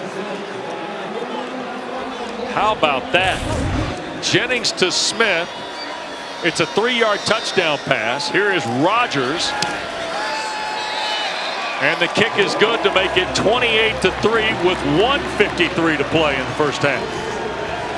Rhett Lashley was very honest with Brashard Smith. When he entered the transfer portal, he just said, man, I don't have a scholarship for you at wideout. We've got a bunch of wideouts. We just don't have a spot there. But I'd love to have you in the backfield. What do you think? And that's what's made him so dynamic. So Brashard Smith making a fantastic catch there. He, Roderick Daniels, remember, Jake Bailey, R.J. Maryland, the 2 leading targets for this football team are out. And they have not had Maryland in 3 weeks. Right. Well, this all started, this possession, with Cameron Robertson's interception, right, Tom? So that now gives SMU 77 points off of turnovers. And what's amazing is a week ago, they go on the road to Duke, and they themselves commit 6 turnovers. So they went into the game +7, came out of the game +1, but did not allow a single point to get scored on them by Duke on any one of those 6 turnovers. It's amazing. Rogers will kick it away, and this is Tyreek Robinson, off the end line. Robinson at the 20, 25, and out beyond the 30. Goes young Tyreek Robinson. So a freshman for the Panthers making a play in the kick return game, and we've got a Mustang shaken up on the kick return. So Eli Holstein and Pitt will pause here for a moment while they tend to the injured SMU player. You see the details of Holstein's night. And some concern here about the SMU player that is injured on the play, and clock is stopped with 1:46 to go in this first half.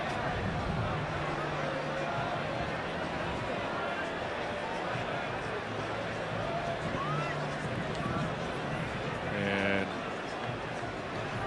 we don't want to speculate on the injury or the player at this point, because quite frankly we can't identify for sure who it is. But you see there's great concern by his teammates at this point.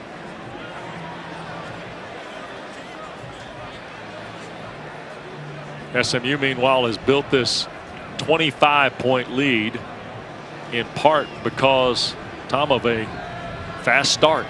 Really kind of their calling card on offense worked for them tonight off the opening drive.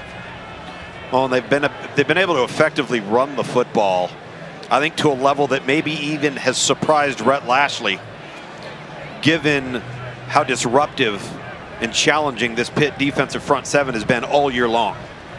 So you've got explosives on the ground, and then the moment you try to secure the run game, you're taking it and you're putting it on the perimeter, and SMU's skill has really taken advantage. Yeah.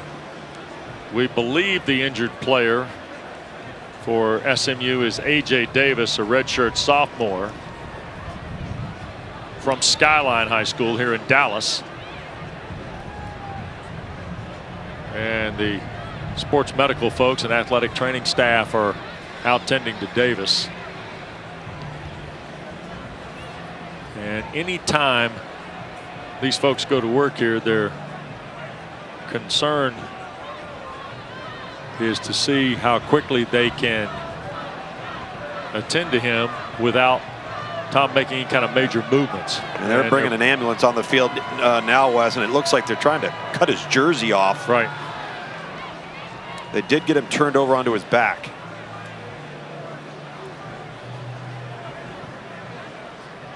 And so while they tend to A.J. Davis here in the final 146 of this first half, and Brett Lashley obviously concerned for his player, as are the Mustangs, and Pitt likewise also paused for concern here on Davis.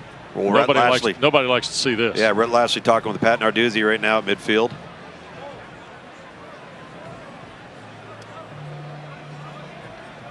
And so while they continue to tend to A.J. Davis,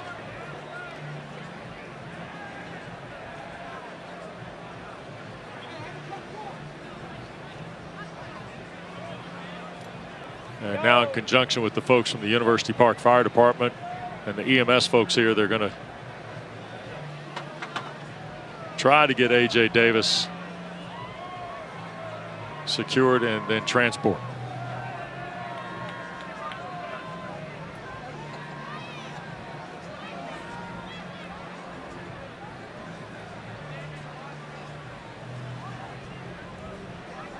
And as you might imagine, this capacity crowd here tonight at Ford Stadium has gotten very, very quiet. Looks like a parent or a relative has approached Rhett Lashley. Yep. So we're told you he's from the Dallas area. And Rhett Lashley talking to those folks.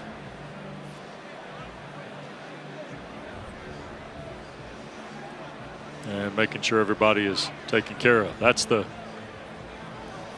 are the folks you think first of, are those in the stands who are related to the student athlete that might be injured, Tom. Yep.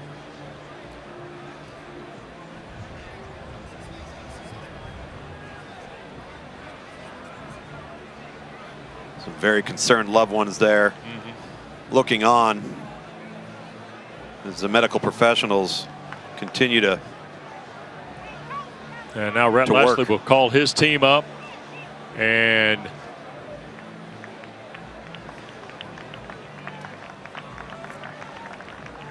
he'll have a word for them because Davis was shaken up on the kick return by Tyreek Robinson. And so Pitt with 1:46 to go and one timeout. And the Panthers, who will get the ball to start the second half, trailing 25, would like to cut that deficit down a little bit here going to the locker room, I'm sure, for Pat Narduzzi. Boy, would they.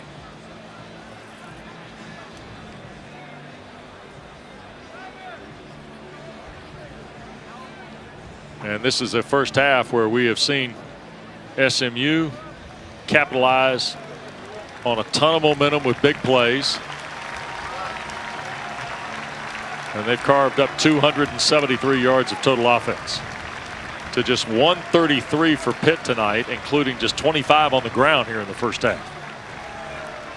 Just been off schedule. And credit SMU on defense. They've been ultra disruptive. Yep. And Eli Holstein's just been off. And they got to get themselves back in rhythm, back on track, and more importantly, get ahead of the chains.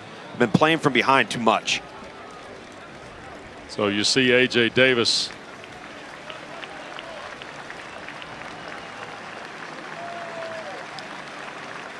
being helped into the ambulance.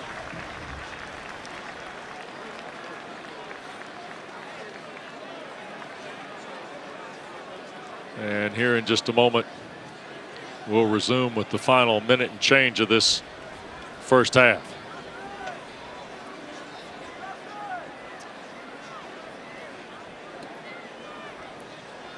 Remember, the winner of this tonight stays undefeated in the ACC. That's why the high stakes in this first meeting since the BBVA Compass Bowl in Birmingham in January of 2012.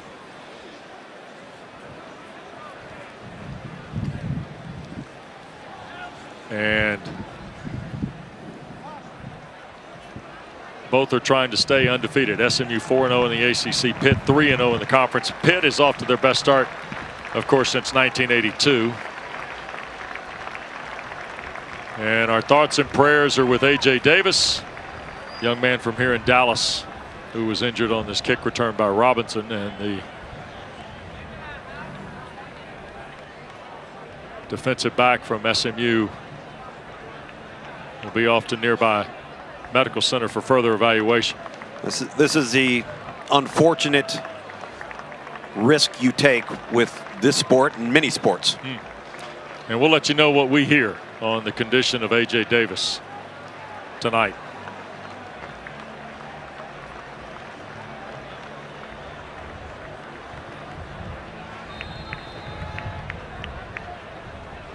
So SMU Communications for football, Chris Smith says that A.J. Davis did have some movement. That's good news. Yeah, I actually did see his foot move early, which is terrific news. Off the 33, we return to action. This is Reed on the check down from Holstein. Maybe not a check down, Tom. Might have been the principal route, just trying to get Pitt going, to be honest. And you see the Panthers are right out to the 44 on an 11-yard throw. And here they go again, and there's the SMU pressure. A flag is thrown, and the ball is thrown in desperation by Holstein on a pressure by Cameron Robertson, who's kind of stepped to the forefront here in the second quarter. Has he ever? Holding. Offense, number 74. 10-yard penalty. First down. That's Terrence Enos Jr., who's making his third career start tonight at left tackle. That's the second holding call on him. Wes, you and I didn't like the first call that was thrown on him. That one was almost a tackle on Cameron Robertson. And you're right about 15 coming off the edge. That's normally the role of Elijah Roberts. Tonight. It's been all 15. He's been playing hard. Well, it's interesting because not only is Cameron Robertson infecting the game, Elijah Roberts is inside a lot tonight, Tom. And he is here on 1st and long after the penalty. Holstein wants to cut it loose, and Bartholomew on the far side is taken out of the air. That's Cale Sanders coming all the way from the safety spot. He's called his name a couple of times tonight. He's been a force in run support and right there forcing that ball out of bounds. And again, a zone team in SMU that wants to keep the ball in front of them, tackle in space, pressure on 3rd and long. That's their MO. Each school with a timeout to go. Flip to Reed, and right there are the Mustangs. Deuce Harmon promptly makes the stop of Des Reed. Terrancino, 74, who had just got called for the hold, tries to get out there, and Harmon just beats him to the punch. Great effort play. Panthers 1 of 6 on 3rd down, and Holstein going to be tackled. And that's Harrison Hunt. My goodness. Jared Harrison Hunt, 3rd sack by the Mustangs here in the first half. Timeout. SMU. And there's the timeout to stop the clock with under a minute to go, Lukes. Let's reset the game clock to 57 seconds. 5-7, please. And 4th and long facing Pitt. I like this timeout call, and I love this rush from the defensive tackle position in Harrison Hunt, number 81. These Mustangs came to eat today, Wes. Yep. They have been active. They've been disruptive. They've played on Pitt's side of the line of scrimmage and have not allowed the Pitt offense to dictate terms in terms of how the game is going to be played. Yeah. One of the things we were curious about tonight was how would SMU handle the pressure stunts, all the things that Pitt can do to you. Then the opposite. Question, the second half is going to be, how does Pitt, what kind of adjustments do they make to thwart what the Mustangs are doing? 100%. And now here's a really interesting spot. Junko is punting. Roderick Daniels waits with just under a minute to go.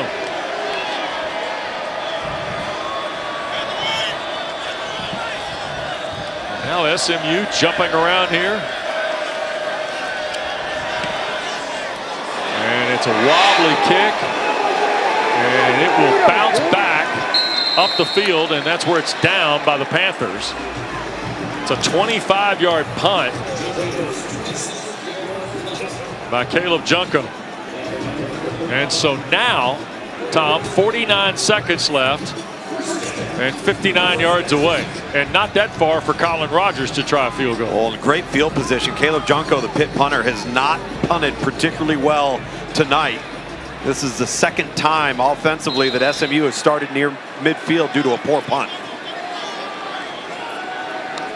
So Jennings, who's 10 of 15 for 148.5, hands to Brashard Smith.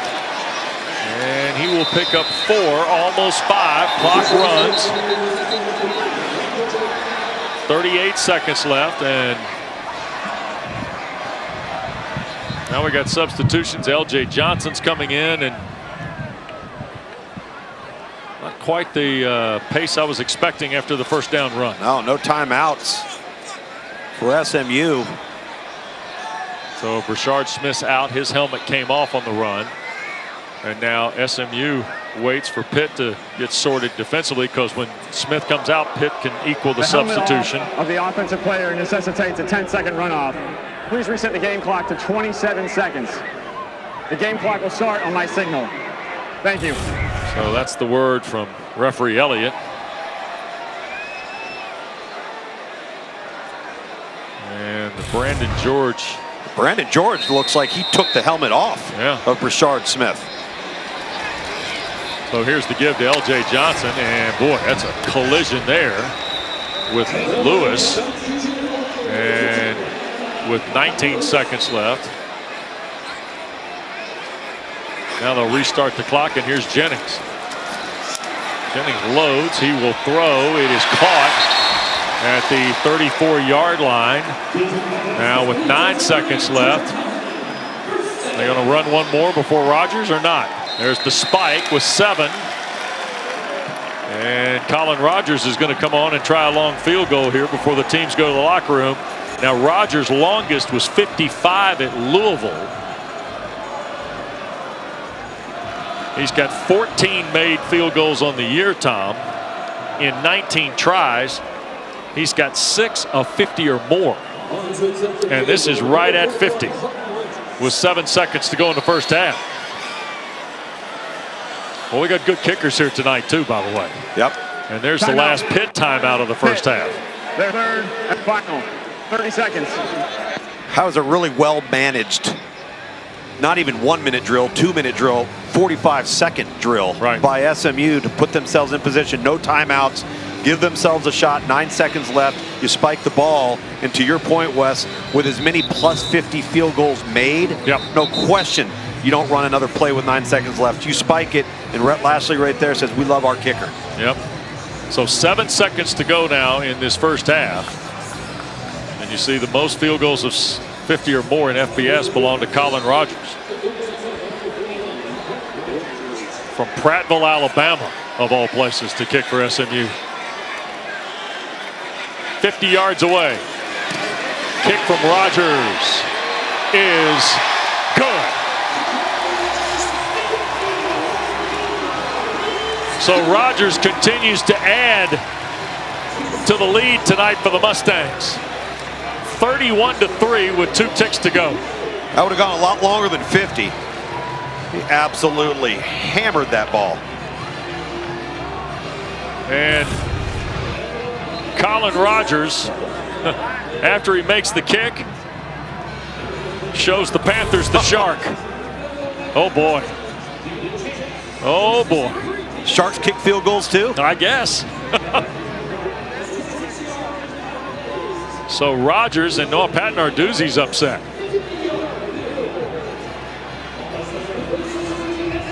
And with 2 seconds left,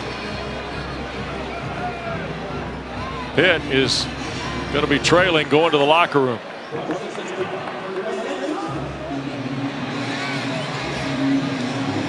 And here is Rogers. And he's just going to push it down the field. And it will roll by.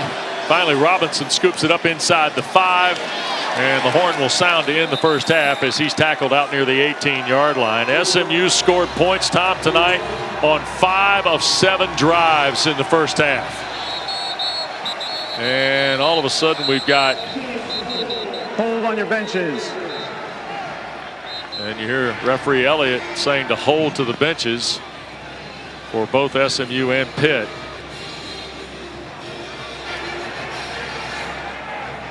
The half is over. All right, there we go. So Pitt will head to their locker room.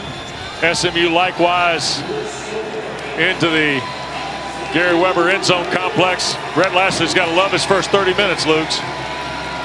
Couldn't have asked for a better start. Did everything they felt they needed to do, including getting those big explosive plays against this vaunted Pitt defense coming into this game. And SMU's had their way. Boy, sure have.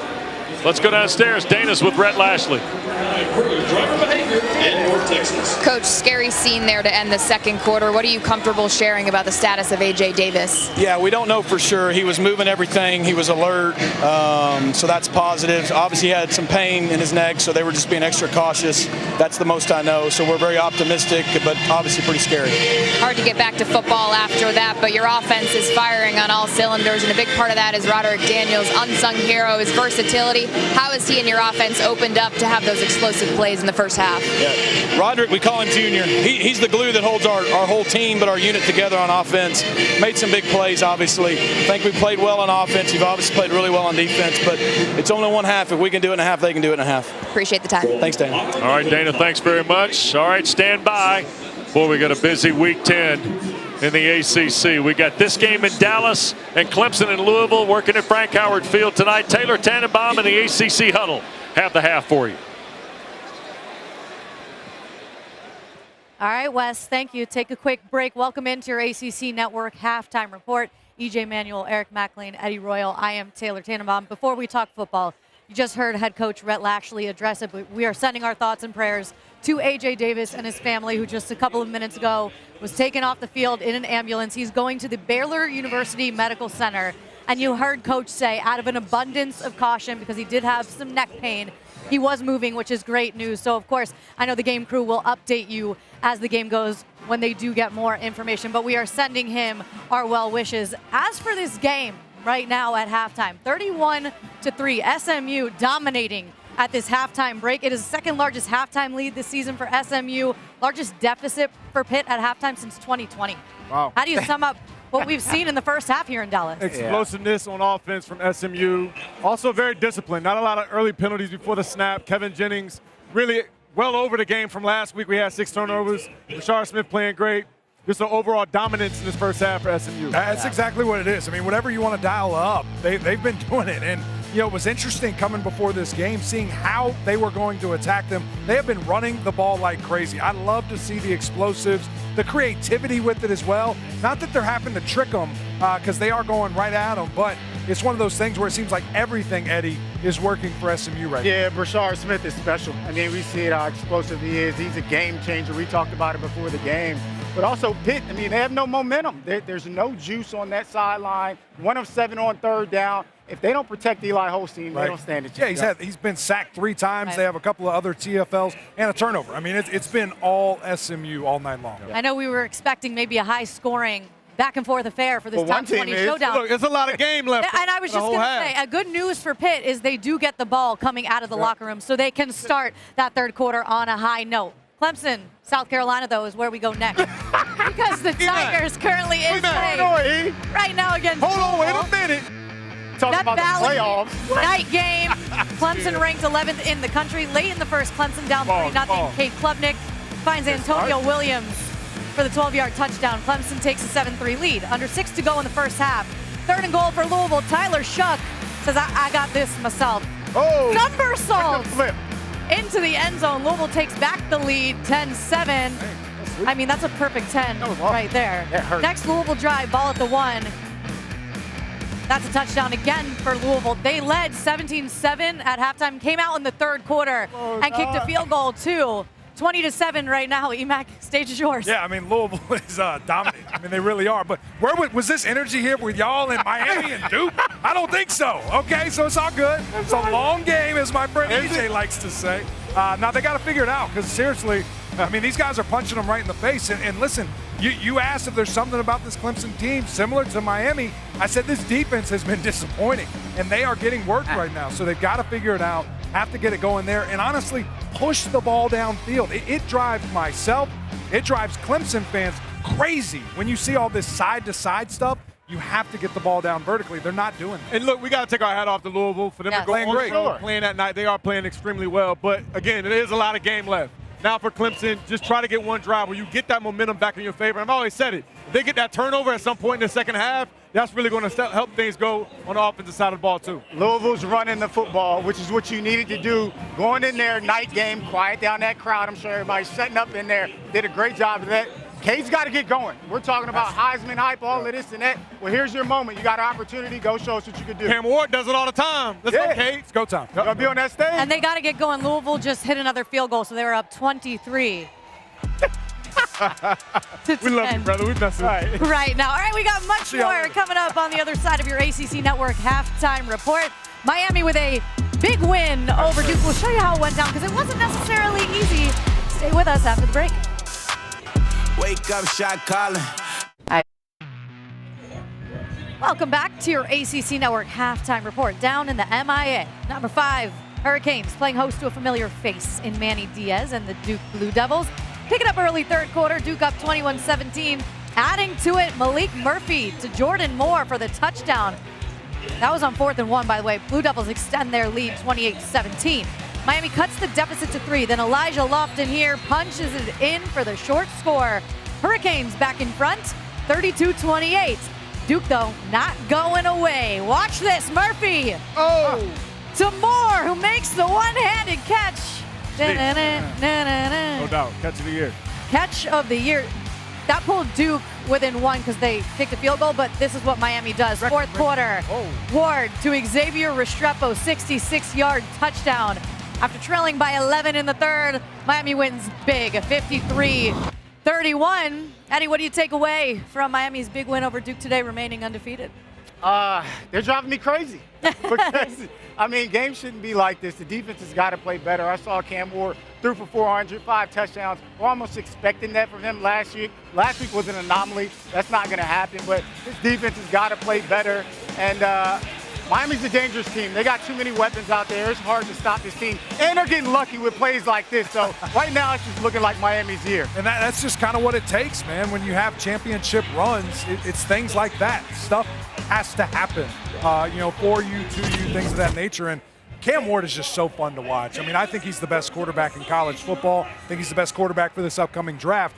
The ownership that he has of the offense, the way that he does it, it's just impressive every Saturday. And also having Xavier Restrepo at receiver. I mean, what a life support system to be able to go to him when things break down offensively. And also, you can tell Miami's having a lot of fun playing football right now. Yeah, Xavier Restrepo breaking a big record today. Miami's all-time leader in receiving yards, passing the great Santana Moss for that recognition. So congrats to X. Here's what else happened around the league today. NC State dominant win over Stanford. Right now, we're keeping you abreast about Louisville on top of Clemson 23-7. Syracuse, Virginia Tech went into OT with Syracuse winning 38-31. And Carolina going down to Tallahassee. Mac Brown getting his first ever win over his alma mater in Florida State. But back here in Dallas, Brashard Smith putting on a show for this sold-out crowd here at Ford Stadium.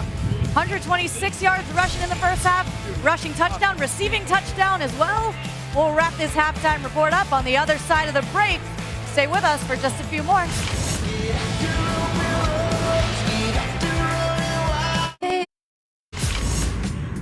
ACC Network halftime report, and at this halftime break, it's been all SMU. Up 31-3. Roderick Daniels Jr., how about this one? No way in the end zone, he's gonna find a way up and over. Mustangs in control, but Pitt gets the ball coming out of halftime. Wes, Lugs, and Dana have you covered. We'll see you after on the ACC Huddle. Welcome back, Saturday night in Dallas, and we're at Ford Stadium in the suburb of University Park, Texas, where number 20 SMU has dominated the first half. They lead the 18th ranked Pitt Panthers, undefeated Pitt Panthers. It's 31-3 here at the half. Welcome back upstairs. Great to be with Tom Luganbill, Dana Boyle in just a moment, Wes Durham. I don't know Rhett Lashley could have ordered up a better first 30 minutes, and it's our Food Lion food for thought here, Lugs, because the Mustangs got it going in terms of explosives right from the start. Yeah, certainly checking all the boxes of their pregame wish list. And it started right here on the first opening drive, which set up a nice red zone scoring series for SMU in the first quarter. Listen, when you're 5 of 7 on third down and you've got 7 explosive plays and defense is creating havoc, 3 sacks, pressures, tackles for loss, completely confusing. Pitt offensively got them out of sync, off rhythm, and SMU is winning this football game up front on both sides of the ball. Well, and the numbers reflected almost 300 yards of offense, the 7 explosives to just the 1 for the Panthers. And that was what Rhett Lashley said had to happen for them to be explosive, or excuse me, successful tonight. I don't know if he believed that they would come at the rate that they have, but boy, this football team has played good football for one half. And I loved his answer to Dana. He goes, listen, we got to go in and play the rest of this game because if we can do it in one half, so can they. Yep. Tyreek Robinson will not field the kick from Colin Rogers. Let's go downstairs and check with Dana, who talked to Pat Narduzzi. Well, Coach Narduzzi expressed some frustration, rightfully so. He told me our team's not making plays on offense or on defense, and he said it's one of the worst tackling performances that he's seen this season. I asked him, do you still have the locker room? And he said our guys will stick together, and the body language, nothing of concern. All right, thanks, Dana. You know one thing, the stiff-jawed former linebacker who played for his dad is not going to back down here. Eli Holstein with Bartholomew, the tight end, and 3 receivers. Good pitch here to Reed, and that goes nowhere. Mustangs are right back in the action. Walker, the linebacker, has been a problem from the start tonight for Pitt. Boy, there is no hesitation. He shoots this gap, leverages Desmond Reed, doesn't allow him to cut back against him. A 3-yard loss. Here's Holstein. Dumps to Reed. Ooh, and a big collision before he was able to get back toward the original line. You know who. Yep, Walker was there. So was Deuce Harmon. Boy, this SMU defense comes to play at the point of attack.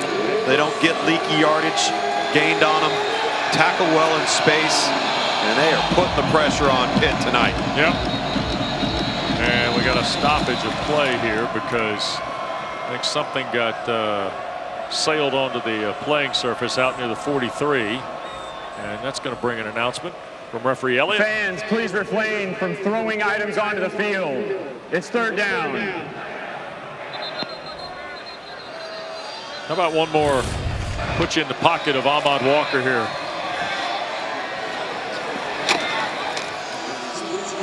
Oh boy. Wow. Made the old quarterback cringe over there, didn't it? Yes, very much so. Third down. 3rd and the full 10 for Holstein.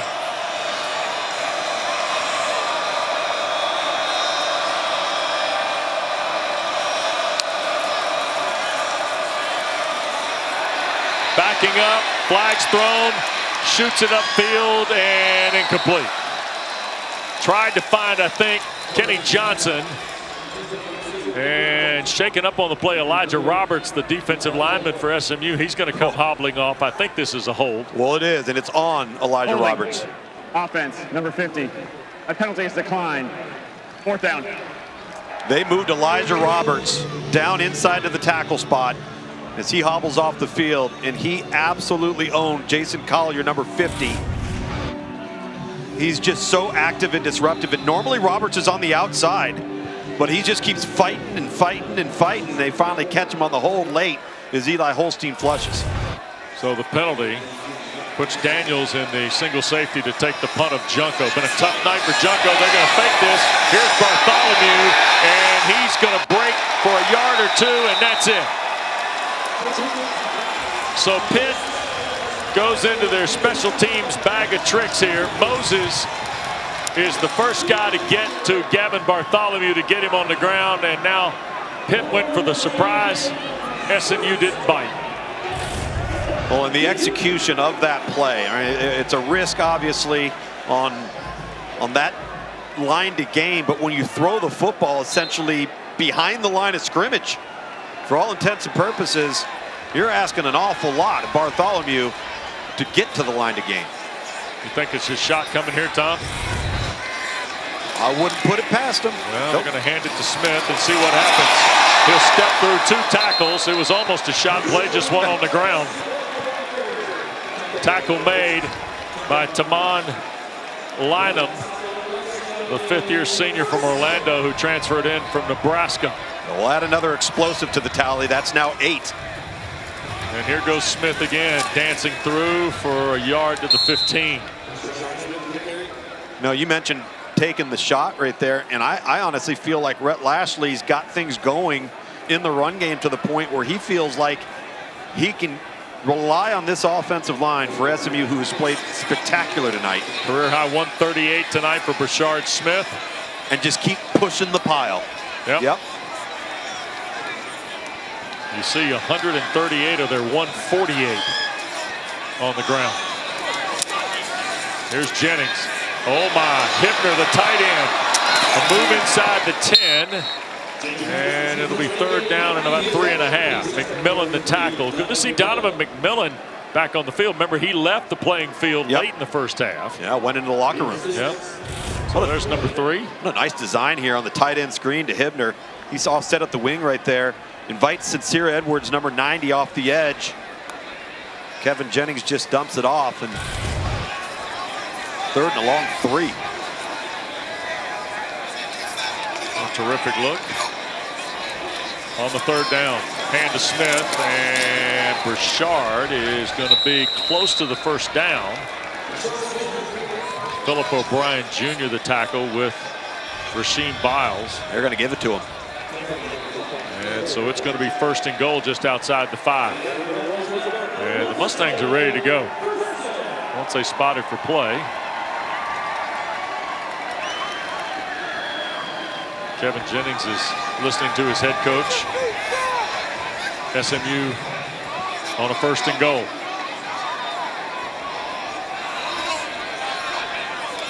Pressure coming, hands the ball to Smith. And a yard straight ahead for Brashard Smith. Tom, it's easy to say. We all sit down at the end of the year and we get all the information together. Yeah. Brashard Smith's going to factor into all ACC. He's going to factor in. He's going to factor in what's going to be a crowded running back spot now on the first team. I mean, Omarion Hampton, Des Reed, Brashard Smith. I mean, and the list goes on and on.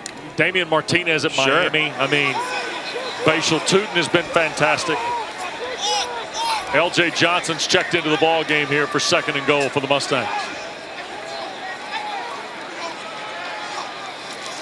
Jennings wants to throw, now in trouble, and the Panthers get to it. First time Pitt has really been able to apply the vice grip to Kevin Jennings, and they do it with Kyle Lewis, who's their leading tackler coming in.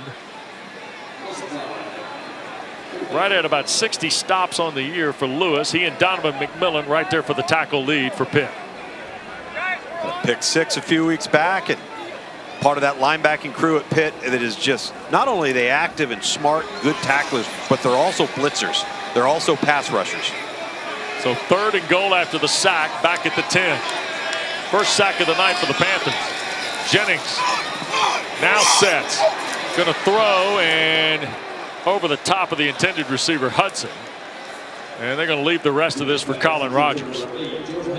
So SMU will settle for a field goal after the turnover with the fake punt from Pitt gave them outstanding field position at the Panther 28 to start their first possession of the 2nd half. Well, Rhett Lashley doesn't look like a happy football coach who's up by 28 right now. He's all over somebody on the sideline. Didn't like the way that offensive series ended. It's too much confusion 2 plays ago. Got him off schedule. 27-yard try for Rogers. And he will boot that one right through, and we got a new score here tonight in Dallas. SMU 34, Pitt 3, timeout.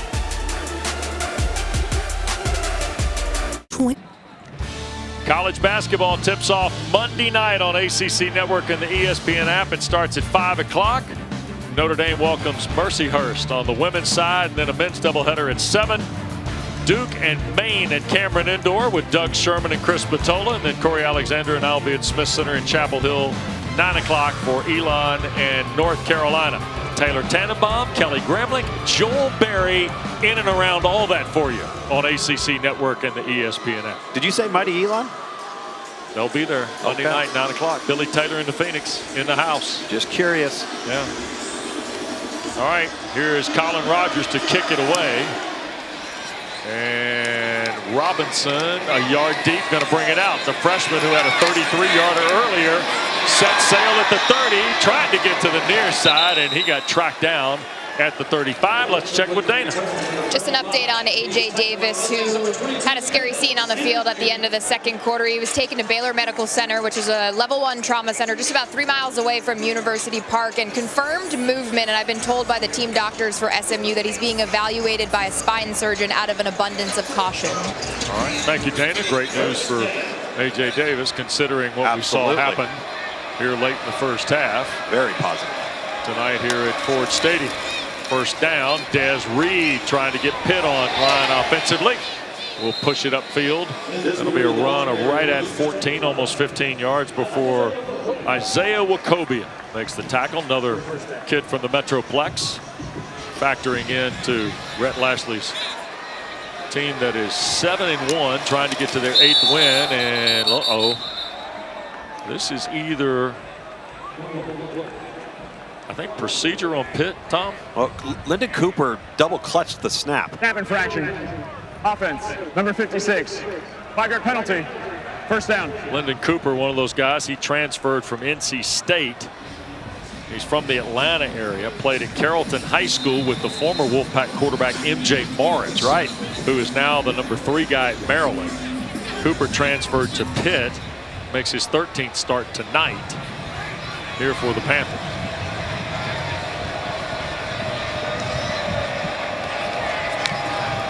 Holstein flips it here to the near side. Reed had blockers, but the Mustangs just too fast. Tom, we've seen SMU a handful of times. Your eye is always caught by their east-west speed. Absolutely. And a great example of this is number 54, Alexander Kilgore. Once again, Ahmad Walker, 34 there, that you see just turning and running like their hair is on fire to get to that football. Yep. We've seen it each and every time from an effort perspective for SMU. Second down, Holstein from the pocket. Tries to send it center of the field, and a rolling catch for Jake Overman. And that will be a first down for the Panthers at the Mustang 42-yard line. And on the hop goes Pitt here. Holstein that time tried to dial it back. Poppy Williams the catch. But now is there a scrum? Did the Mustangs collect the loose change here? I think they're going to call it a completion. And they do to the 29. Ruling on the field is a completed catch. It's first down. Wacobia thought it might have been juggled.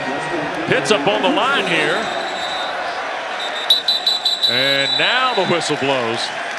Hits the ground. The ruling on the field of the catch by the offense is under review. Looked like Wacobia was trying to fight for the ball, but it had already touched the ground. Yep. This is a fantastic effort. Both ways. Yeah, to try to secure this ball, and then Wacobia goes down to try to pull it away as it's bouncing off the chest of Poppy Williams. That's where it's incomplete right there. The ball hits the ground. Yeah. Tell you what, we've had a lot of frame by frames tonight, haven't we? And referee Elliott will take a look here. See Poppy Williams, who came to Pitt from San Diego State, but played for Cade Bell at Western Carolina before becoming an Aztec briefly. There you go. Wacobia trying to pin it to his calf. He almost pulled it off. He did. After review, the pass was incomplete. It's second down. Let me ask you a question. You've watched more football. You've forgotten more football than I know, or watched more football than I've seen, period. How many athletic plays that are like fractions have we seen in college this year alone, Tom? The athleticism in the game right now is just crazy. Well, how about the Pitt interception against Syracuse? Exactly. 10 days ago was just out of sight. Right. I mean, it was one of those deals where right place, right time, weird tip of the ball, and a guy just making a phenomenal athletic play. I mean, Jahvaree Ritzie last Saturday in Charlottesville. Another perfect one. Yeah, for Carolina. Here's Holstein. In trouble, and near side, Patterson, or Reynolds rather, the catch. Day, the transfer from Florida, from Springfield, Illinois, taken down. I think he's just shy of the first down. So 3rd and short here, and Pitt wants on the football now to see if they can convert this and move along with the possession. And they'll do it with Reed diving forward to the 31. So fresh set of downs for Pat Narduzzi's club.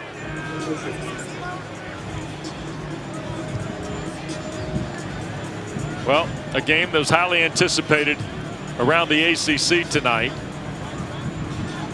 has turned into a runaway with just under 7 minutes to go in the 3rd quarter because of the explosiveness of what SMU did really on both sides of the ball in the first half. Here's Holstein, and Overman could not catch the pass as he was trying to get upfield. So it'll be 2nd down and 10. It's just a tough throw. Eli Holstein's keeping his eyes downfield. Probably could have taken off and run. And I understand what he's trying to do there. It's just tough to make an accurate throw out to the flat. You're almost not even looking at it. Yeah. Boy, the night for Holstein. It's been tough. 17 to 24. 125. You see the numbers on the year for Pitt, where they are tonight. 2nd in the full 10. Now again to his right, and in trouble, and is able to work away from Kobe Lewis for a couple of yards, or Kobe Wilson rather, before he's taken down shy of the 25. Just getting something positive there and getting you in a manageable 3rd and line to gain. Some nice play there with Holstein's legs. Holstein, quick throw, catch made, 1st down for Pitt. A rolling grab by Kenny Johnson at the 15-yard line. And the Panthers aren't wasting any time.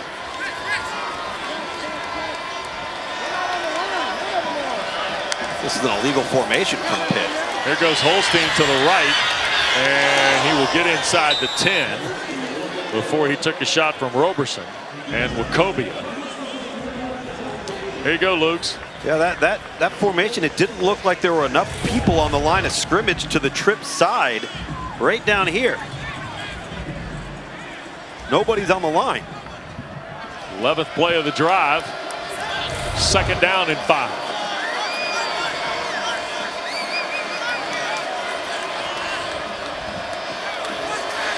Holstein now pushes Bartholomew to the left side. They're going to throw for Reed, threw it over his head, incomplete.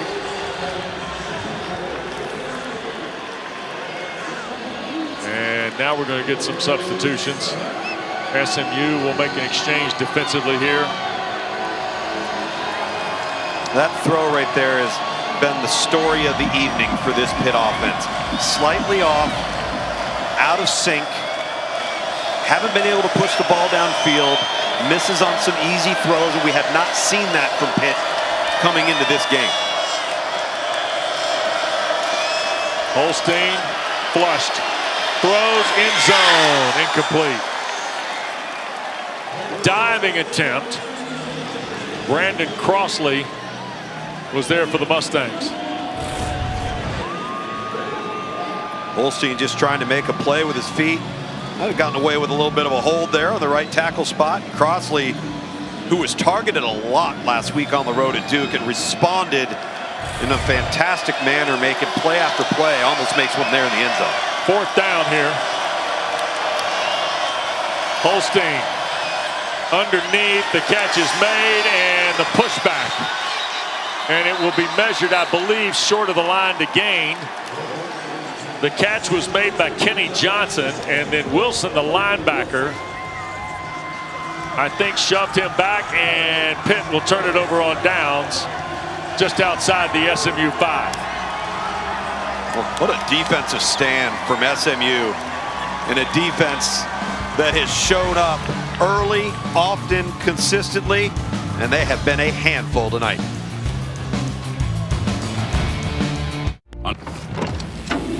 Well, we told you earlier in the first half, been a busy week 10. Dial it up from the Hard Rock. Cam Ward.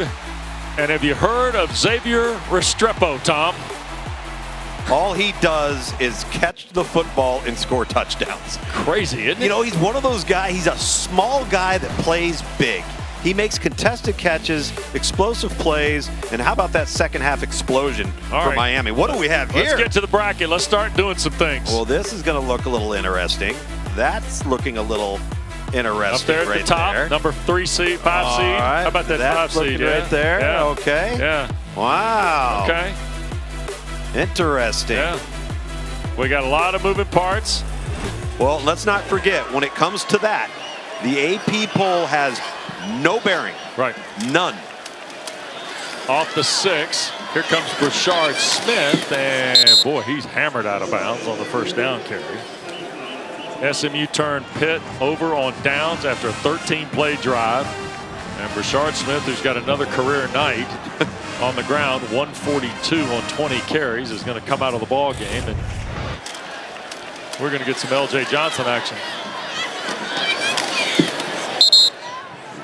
Oof. Remember, this is a guy who was a slot receiver and return man at Miami, and how he's adapted to the running back position, how explosive he's made them, has changed the offense. Panthers coming after Jennings. He's going to put it up and incomplete to the far side. That's Keyshawn Smith, who took the top off this game in the first couple of snaps with the 43-yard play.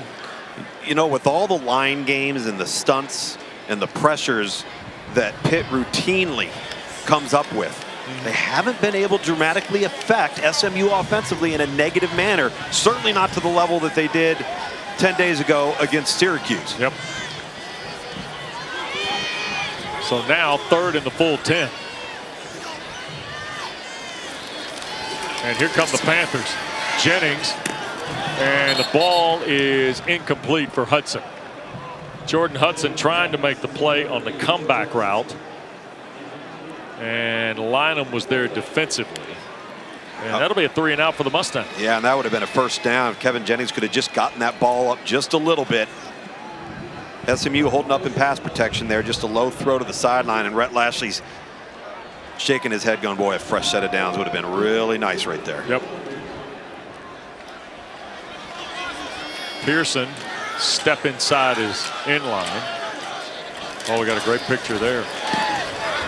And the punt here to the near side. Reed going to let it hit. Oh, he touched it, and then smart enough to get it out of bounds with it. Because once he touched the football, it's a live ball as long as it stays in bounds. Instead, Pitt will have a first down at the 44 when we continue on a Saturday night from Big D.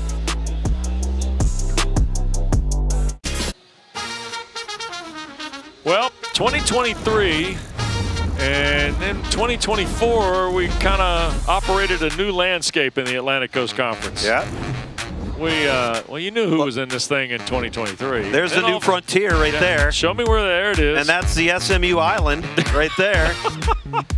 We've been out to the new frontier. We have been. Yeah. We were out in Stanford, California a couple weeks ago. You got it. And have enjoyed 2 trips here to the Metroplex, Tom.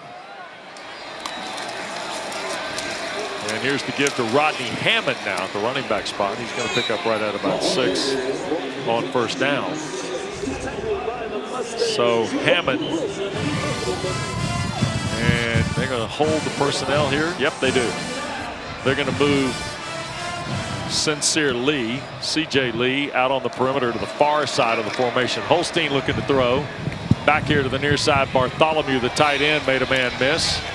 And then helped out of bounds by Sanders near the Mustang 40-yard line. Cale Sanders, 22, has made a lot of plays tonight, and he missed that tackle right there, and he was mad about it. Yep. He jumped back onto the field of play and made the tackle. Now Holstein again, gonna lob it up downfield. Lee cannot hang on. Boy, he had gotten the step on William Nettles. And Lee, the transfer from Western Carolina, who's from Clearwater, Florida, could not hang on to it. Well, you'd just like to see him make this grab. Ball a little bent over to the sideline there, just a little bit. Alma mater of the leader of our Saturday night primetime crew, Joe Smiley from Clearwater High School. Here is the give inside. It'll be 3rd down. Carry for Rodney Hammond. Yeah, driving Joe Smiley's the guy that keeps us straight here on Saturday nights on site. With Eric Fiddleman, our spotter, Richard Simmons, our statistician, Ben Ward, our producer, Tyler Honeycutt directing for us tonight. 3rd and 6, and timeout taken by the Mustangs. Rhett Lashley wants to have a word with 2:56 timeout to go in this SMU, third. they're first. 30 seconds. So Pitt came to Dallas tonight 7-0 for the first time in 42 years, since 1982. Dan Marino's final season playing for Boj Fazio. SMU had averaged 50.5 points in their last 12 home games coming in. So somebody was going to take their first conference loss tonight, okay, in November.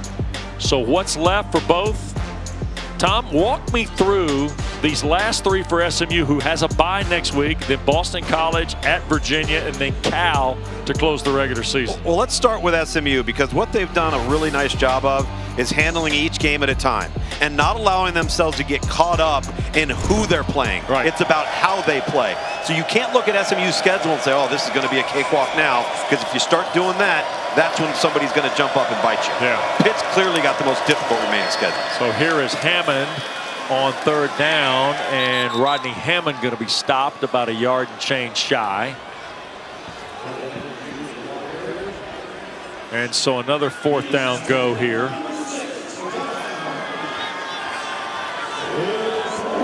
For Pitt. And it will be Hammond again. He's got the first down, cracks the 30 before he's thrown back. It's good hard running right there. Sure Burst is. to the hole from Rodney Hammond. It was a huge conversion. Yep. Playing in his 36th career game tonight. Came in with 1,500 career yards and 14 touchdowns. Most work he's seen in his 4th game of the season. Here's Holstein on 1st down. Going to shoot it back and incomplete. Trying to find Poppy Williams. And I thought for a moment Holstein might have been ahead of the line of scrimmage. But no flag on the play, so 2nd and 10. That was really close. And if you are, if that flag is to be thrown, your entire body, that's it, has to be beyond the line of scrimmage. Yep.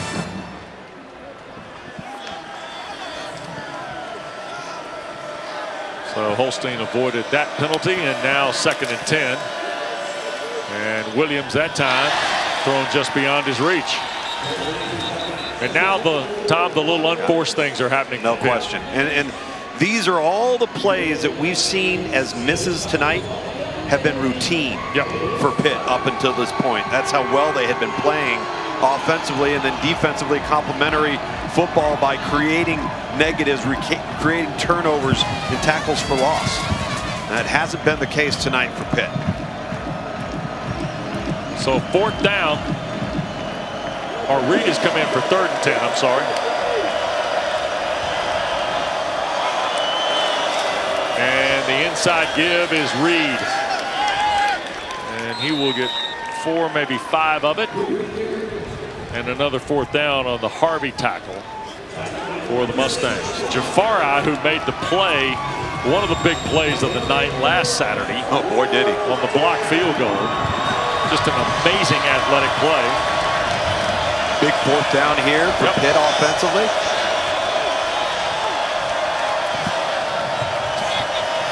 Time ticking away here in the 3rd.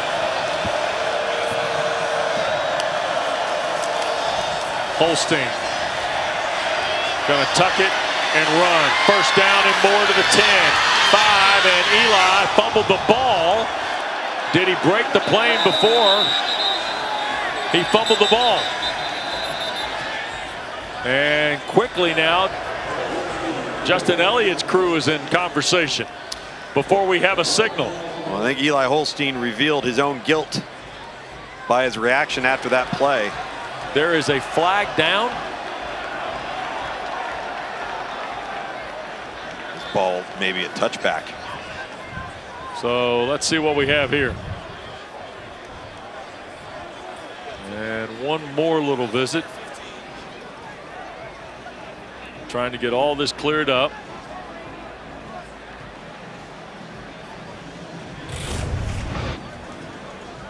We're going to be able to show you a look here. Well, the question may be, did he step out of bounds before he let go of the football? The ruling on the field is the ball was fumbled at the 1-yard line and rolled out of bounds in the end zone. There's a foul for holding defense number 1. By rule, that penalty is enforced from the end of the run and will be enforced half the distance to the goal. It's first down Pitt at the half-yard line.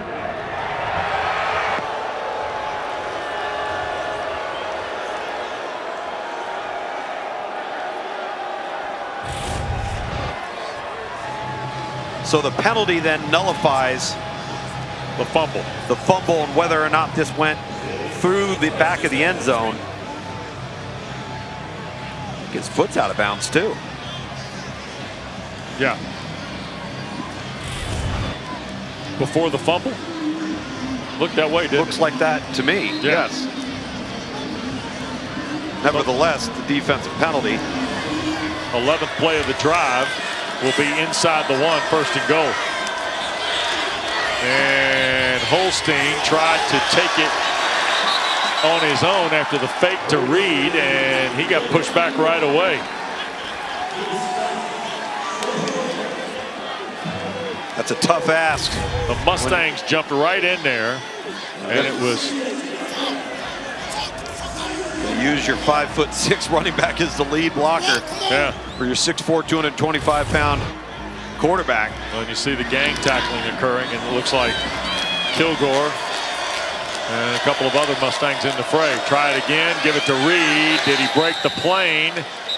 And he did. Touchdown for Pitt. Des Reed's 4th rushing score of the year.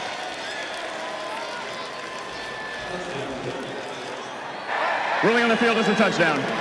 So Reed gets Pitt's first touchdown with 36 seconds to go in the 3rd quarter. Pitt goes for 2. That's brought to you by Dos Equis, by the way, Tom. Go for Dos. That's it. So the Panthers will try for the 2 here.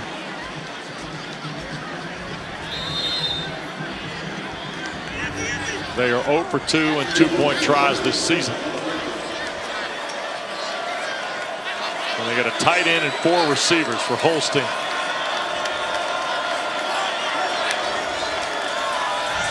And Eli looking, now wants to tuck and run, and he will hit the pylon side on the right for the 2 points. Deuce Hartman was there defensively. So Des Reed gets the touchdown, Holstein gets the 2 points, and it's 34-11. See Desmond Reed get over the top. Eli Holstein doesn't like what he sees, scanning to his left, flushes to his right. There's no contain for SMU. One of the few times tonight that Eli Holstein hasn't been flushed or under duress with people in his face. 12 plays, 56 yards, 3.5 on the drive for Pitt. And their first touchdown of the night, the 2-point ad. It's a 23-point difference with the 4th quarter to play. Pitt number 21 is now wearing 49. Pitt number 21 is 49. And Wabuko, I believe, or Harrison, because they have 2 21s, and obviously they're both playing. That's why somebody else is going to have to swap a jersey out here.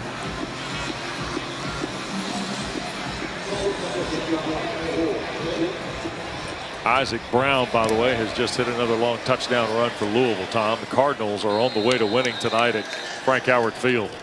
Rolling in Death Valley. Yep. Wow. So here just seconds ago, Tigers at home, where they are 69-3 in the college football playoff era, Tom. Well, there ain't many people catching Isaac Brown, the fantastic true freshman for Louisville, who can flat out run. He's a missile. And I'll tell you, if you're Pitt right here, you got to start playing some defense so you can get this ball back to your offense, and that's where Pitt's got to start getting some explosive plays. SMU at the 25, and to the far side, Moochie Dixon, who had a terrific catch to set up a score in the first half, is tackled out of bounds by Donovan McMillan after a gain of about 3. So, my goodness, what a November we've set ourselves up for here, Mr. Luganbill. Have we ever? Because you know where the Tigers go next. Blacksburg. They go to Blacksburg, and that was a tough one for Virginia Tech on the road. Credit Fran Brown and Syracuse finding a way to win that game. Absolutely. It was looking bleak for a while. So that's the end. Whoever wins tonight is going to join Miami with zeros in the conference loss column. Tonight, SMU, though, Roderick Daniels hurdled into the end zone. Brashard Smith's got a career night. Rhett Lashley's got a big lead going to quarter 4.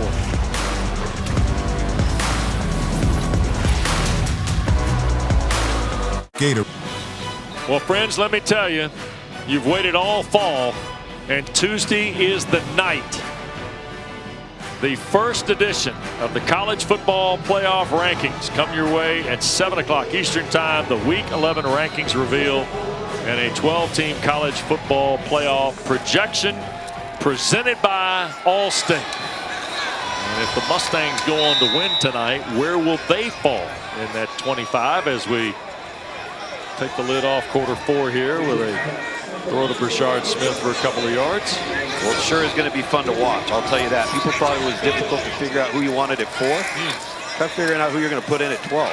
Jennings on third down and a first down conversion, and that's Moochie Dixon. Out to the 38-yard line goes Dixon. And the tackle made by the freshman Lynham. And another look here. What a big-time play by Kevin Jennings. Gets back, gets set, delivers a strike. Dixon immediately gets upfield. That was a huge conversion on a 3rd and 10 where Pitt really needed to get off the field. Yep. I think we may even get a look at the All-State playoff predictor here before we're done, Tom. Those folks are busy tonight, too, by the way. Yeah. Here's the first down give to Brashard Smith. And Smith will pick up a yard to the 39. And Rhett Lashley be very happy just to burn clock here, and he can keep moving the sticks. Take up as much space as he can. Yeah, and I got to be honest with you, I don't think he's being conservative. They've just flat out run the football tonight. Yep. At will. Sure have. 2nd down and 9, we'll call it. Jennings under duress, going to hang it downfield. Look at here, Keyshawn Smith. Holy smokes, what a catch. My goodness.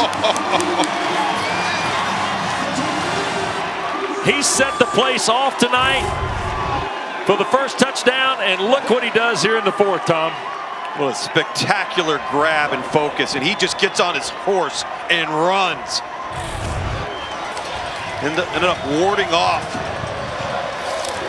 Ryland Gandy. And here goes Brashard Smith, touchdown. Gracious. And when you think they're just going to lull you to sleep, maybe play a lullaby, they turn the volume up again on you. It's one Smith and then another for another touchdown. Back-to-back explosive plays. We've talked about it all night long. Against number 10, Ryland Gandy there for Pitt. Keyshawn Smith makes a spectacular play. They line up quick, hurry up to the line of scrimmage, and it's Brashard Smith, who's had yet another career day as an all-purpose weapon for the Mustangs. First touchdown of the second half for SMU.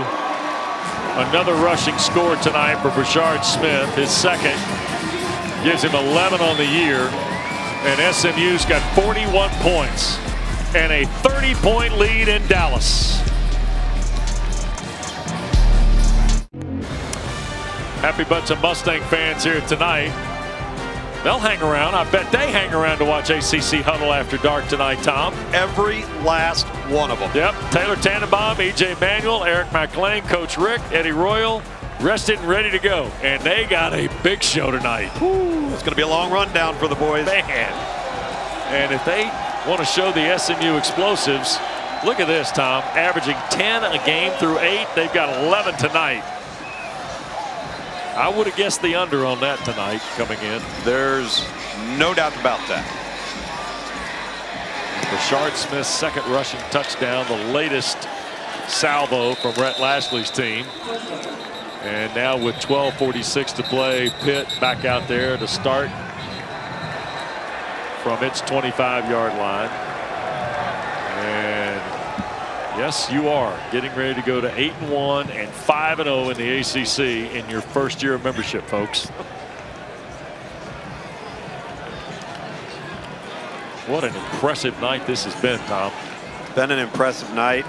They've checked a lot of boxes, and I think the one thing too that stands out is they've been able to stay healthy. They've been limited and banged up coming into this game, and if they can continue to stay healthy down the stretch, they got a chance to do something special. Holstein going to tuck and run. No, going to throw and almost picked.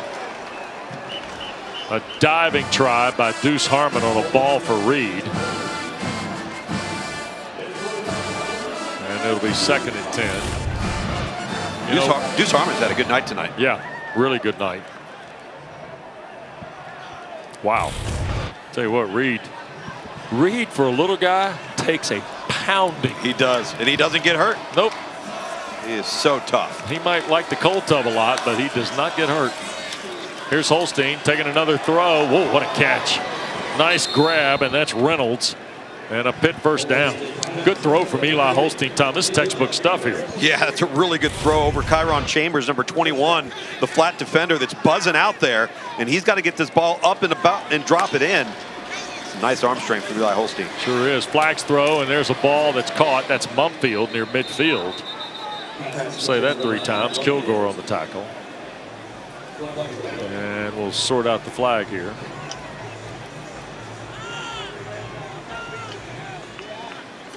Offside. Defense, number 15. That penalty is declined. Play results in a first down. So Cameron Robertson, who had the kind of the deflected interception. Guess you would call it that, yeah. Still might not be. Pop-up fly. That's it.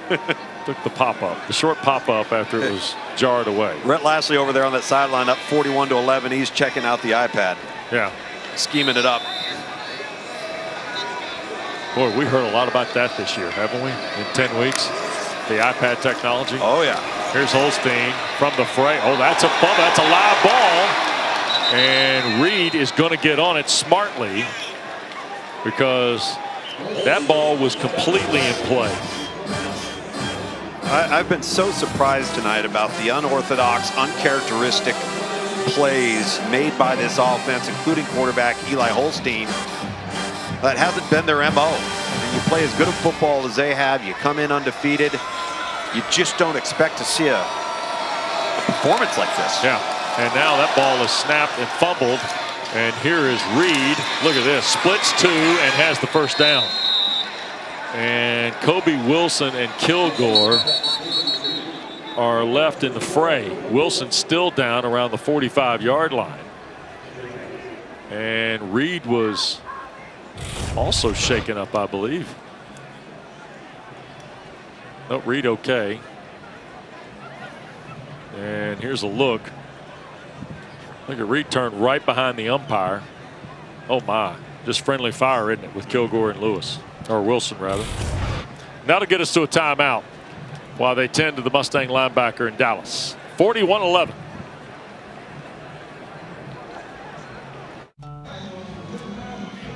Well, good to see the linebacker from Parkview High School outside of Atlanta, Kobe Wilson, make his way off the field.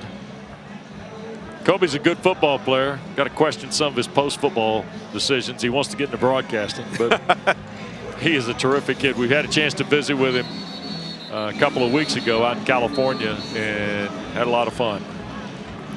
I met Rylan Gandy today too, who's also interested in broadcasting, Luke. So don't get comfortable. Rylan Gandy, Kobe Wilson, they're all in line. They're all getting ready to roll, put on the headset. Yep. Tell you what, it's been one of the unique blessings of the job to be able to visit with these kids, though, isn't it? Talk to these staffs every week.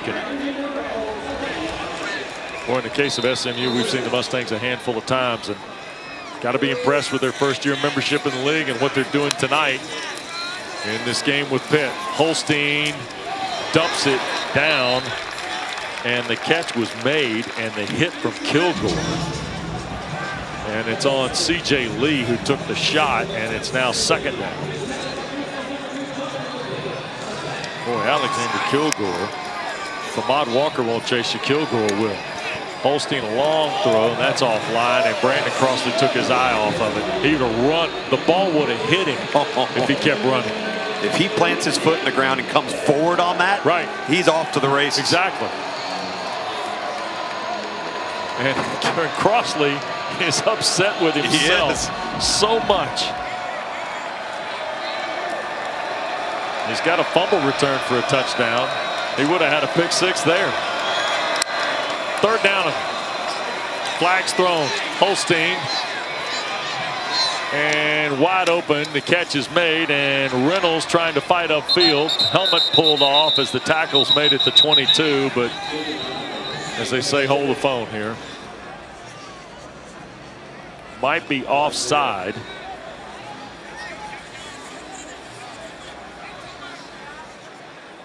Offside. Defense, number 15. Penalty is declined. Play results in a first down. Cameron Robertson. 12-yard throw. Instead is the play of record. Brett Lashley's claiming that the quarterback snap and jerking forward is creating the movement on defense.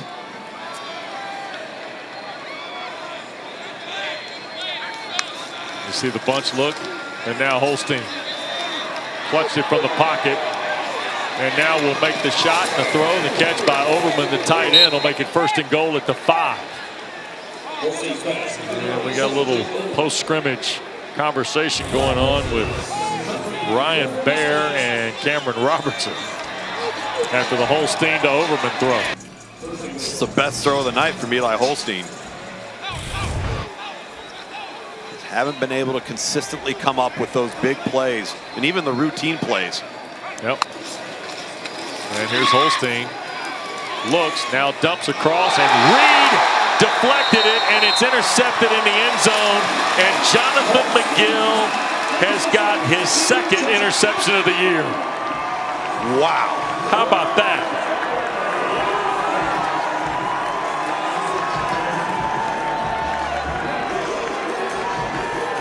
And McGill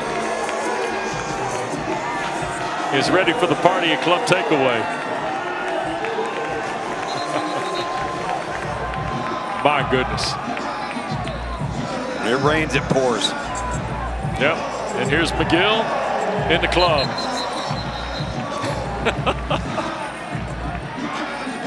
They've made up that difference from last week of being -6 in turnover margin. Yep. +2 tonight after that. Yep.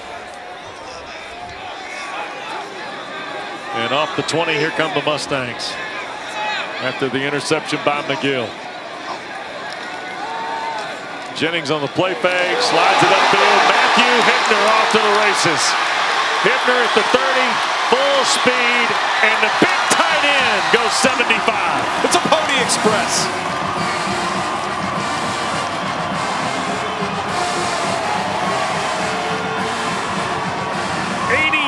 Total for Matthew Hittner.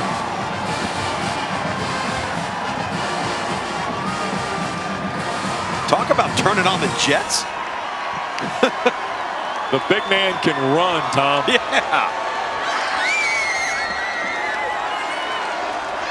They hated to lose R.J. Maryland.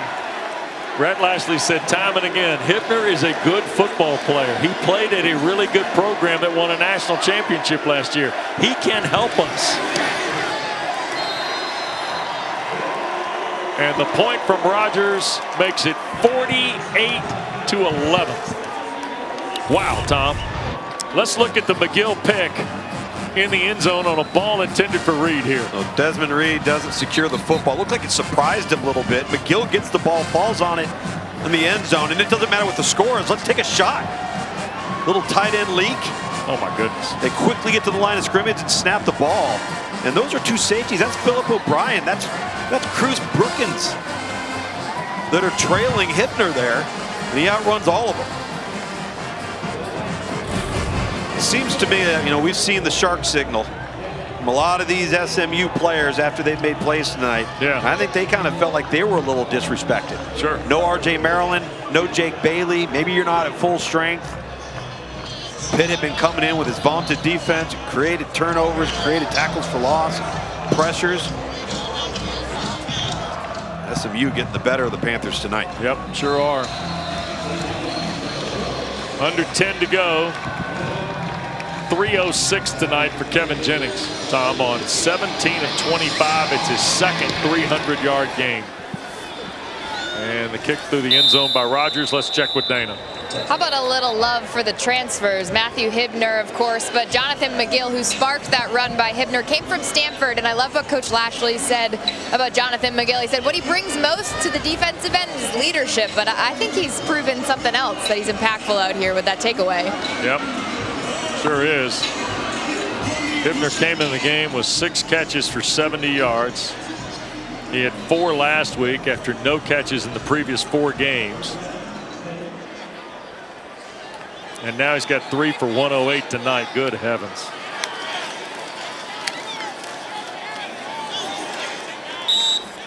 And 3 yards on the first play. Wabuko is in the ball game now for Pitt. Che is the running back for the Panthers. And now Holstein from the pocket eludes the sack and overthrows Reynolds. Incomplete.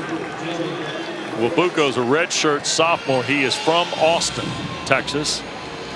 And he stays in the ball game at the running back spot. He wears 21 for the Panthers.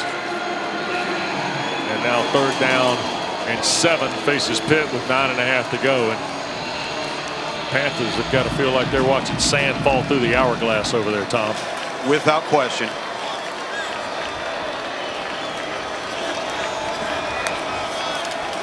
And Holstein for Reynolds, fumbled the ball, and it is picked up. And here goes SMU. The play made by Celestine, who recovered the loose change and headed back toward the end zone. It stands to be the 3rd turnover tonight by Pitt. And the San Diego State transfer, Reynolds turned and made a football move. It got punched out by Abdul Muhammad, and then Devon Celestine goes to work with the 3rd turnover. Abdul Muhammad comes in and just chops this out. Excellent job on the tackle and then using your hands. And that's going to be the 2nd turnover in as many possessions for Pitt if this stands. Is this a question of a football move, Tom, before it got knocked loose? Felt like he caught it and made a move. Yeah, he caught it, turned up field. Looked to me like he secured it as well. Sure. This wasn't a bobbled catch or a... After replay review, the pass was incomplete. During the return, personal foul, face mask, passing team number 5. By rule, that foul is enforced. Half the distance to the goal. It's 4th down. So the play by Muhammad and the recovery by Celestine goes by the boards. However, the penalty does not on Poppy Williams.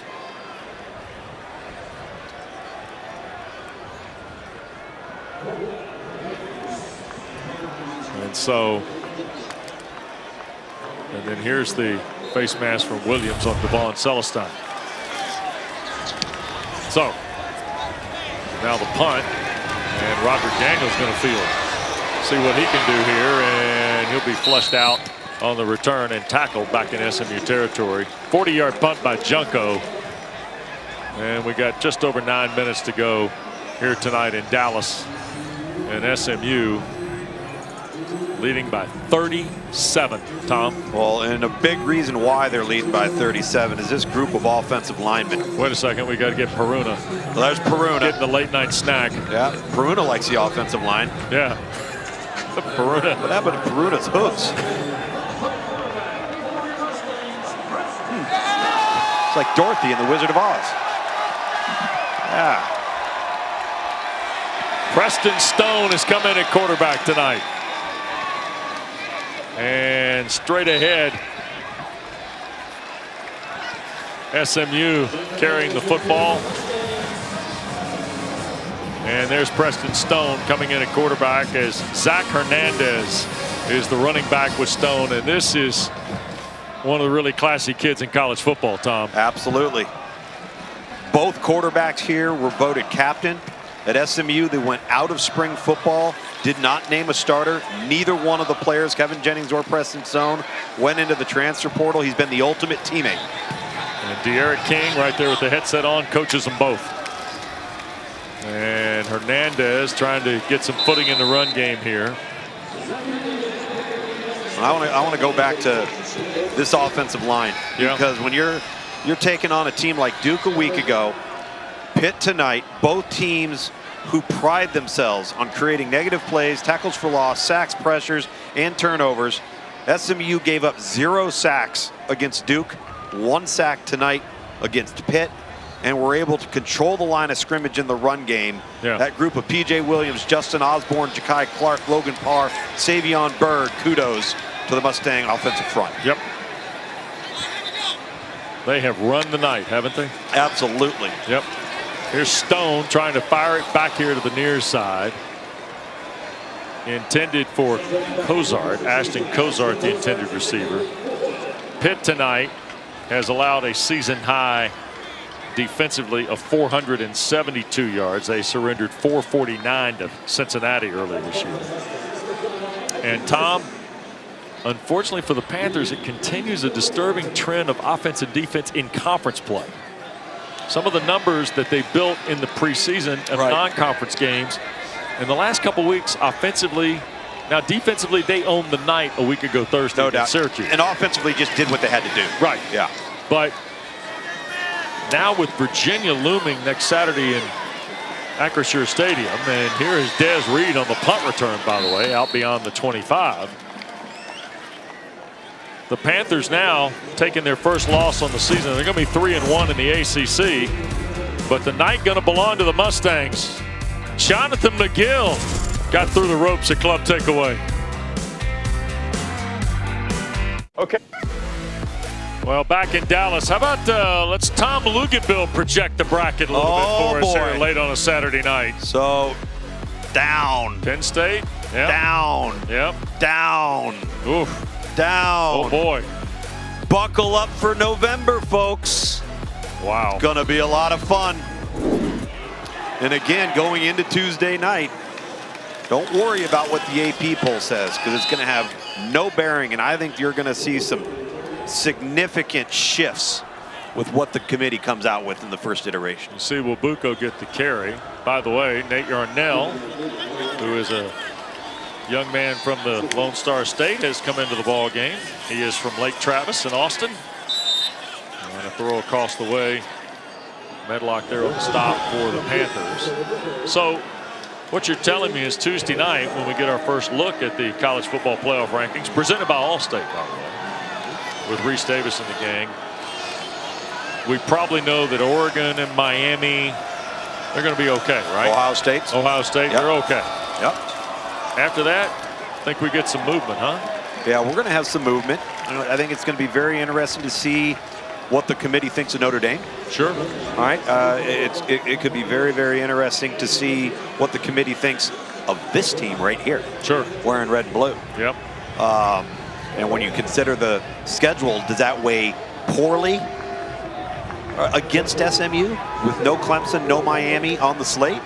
But the only loss is 5 points to BYU, right? 3, I think. 3 points rather to BYU, yeah. Here's the punt, Junko. Daniel's going to wave everybody off here and let the clock roll to 6.5. Keep going as it'll roll to a stop and touched up right around the 25-yard line. So the loss to BYU is the only mark against SMU. Yep. And here's a look at where the ACC was and is coming into the night. Yeah, coming into the night. So now you see the Clemson loss at the bottom. You see Pitt is going to be 3-1, 7-1. SMU is headed to 5-0, Tom, and 8-1. And we showed you the 3 games left. There are only 5 undefeated teams: Oregon, Miami, BYU, Indiana, and Army. At nightfall, that got batted down on a throw from Stone. Indiana goes down 10-0 earlier today and then reels off 47 straight points. It's Michigan State. To beat Michigan State. Yeah. And, you know, it's going to be very interesting to see what the committee thinks of that football team. Yeah. Because if you watch them and you look at it from an eye test perspective, you like them a lot. Also, I think every committee, and you know, and we've talked about this before, every committee is a little different. The process is very similar year to year. But what do they value? Right. And the discussion points become increasingly interesting each year. Don't forget, Indiana plays Michigan and Ohio State. Well, let's not forget this as well. All right, this is a big win for SMU, but this would only give Pitt 1 loss in the conference. Correct. What kind of damage can they do to everybody else? Remember, they got Clemson looming too. They got Virginia, then Clemson. Got Virginia, then Clemson. Yep. Cavaliers, by the way, on the bye this week, along with a lot of other teams in the ACC. And you just saw SMU's remaining schedule there. Don't get caught up in that. Here's Stone, batted away, incomplete. Panthers got a hand in the throw lane. Jeremiah Marson, freshman from Opelika, Florida, went to Norland High School in Miami. Creates a 4th down play with 5.5 to go. And good bit of what was another sellout house at Ford Stadium has cleared away. And off into the Dallas night on a Saturday. With smiles on their faces. Yep. Another record crowd in here tonight, 34,648 here off Mockingbird and University Park. And here is Reed backtracking inside the 20. Look at this guy, still trying to make a play, isn't he? Around the edge, he'll be taken out of bounds, and that'll buy a flag on the tackle. Whoa. Yep. Ooh. Looked like Nate Anderson, the offensive lineman, flushed him out over there. So Nate, man, got the eye black on, the requisite Luganville elbow sleeves. Right now he's going to be avoiding his head coach. Yeah, he's going to see if he can slip away over here to the sideline without talking to the 3rd-year head guy. After the play, personal foul, unnecessary roughness, kicking team, number 69, 15-yard penalty added to the end of the return, 1st down. So with 5:24 to go, and the penalty on Anderson will push it out to the 47. Oh, just run by him. Yeah, that's well into the white. Absolutely. That's how injuries happen. You don't want to see that, especially late in the game.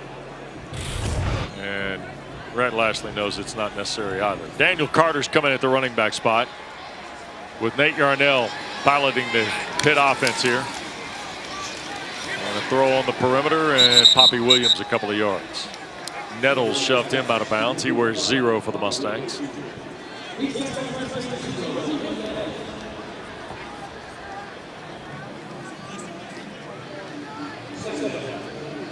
So the Panthers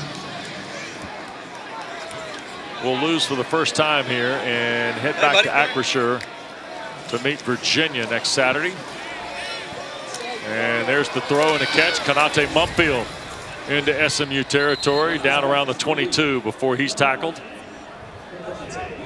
So Mumfield, the grab, haven't called his name very much, came in leading the Panthers in catches with 27 on the year.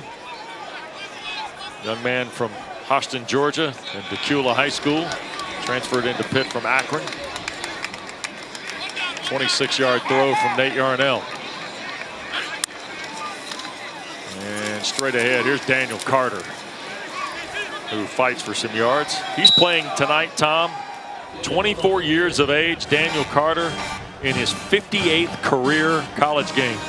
And he has played, he comes in tonight at 5'10", 220. He's played fullback, he's played running back.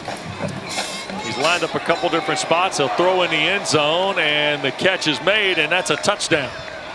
And that is Kenny Johnson making the catch. Terrific catch in the corner against Nettles and his coverage, and Narduzzi right down there to congratulate Kenny Johnson, the sophomore, on the touchdown grab.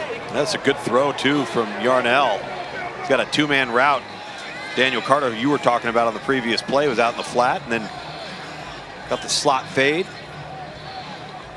Dropped it in the bucket. So with 4:01 to play, Nate Yarnell gets the second touchdown of the half for the Panthers on the throw to Kenny Johnson. And Sauls to try and add the point here on a drive that you see takes less than 90 seconds. And the field goal good for Ben Sauls. Makes it 48-18. Kay Bell talking to his wide receiver. Kay Bell coaching, Pat Narduzzi coaching, staying positive. This will be an interesting week for Pitt. Absolutely it will be. And I think you just brought up an interesting point, because not just of what the climate will be after taking your first loss, but what's the climate of your conference race? Because here's the deal. If you got one loss like Pitt does, like Clemson took their first loss tonight, yeah, there's no saying you're out of it with the one loss. No, absolutely not. If you can rebound, you can cause some trouble. I mean, you got Virginia, Clemson, Louisville, and Boston College, all right? Now, you don't want to assume anything, but Pitt number 21 is wearing 49. Pitt number 21 is 49. Gone back to 49 now. Okay. You don't want to assume anything, but Pitt this hasn't been a trend with Pitt, right? Correct. This hasn't been a team that's been fumbling along week in and week out. It's a little bit like last week's 6 turnover outing from SMU on the road, and they were very fortunate to win the game, but then they didn't just show up this week and do it again. Right. So it's very important for Pitt to get back on schedule here. One of an end-over-end kick, and Daniels down there to field it at the 20, and here goes Roderick Daniels around the corner.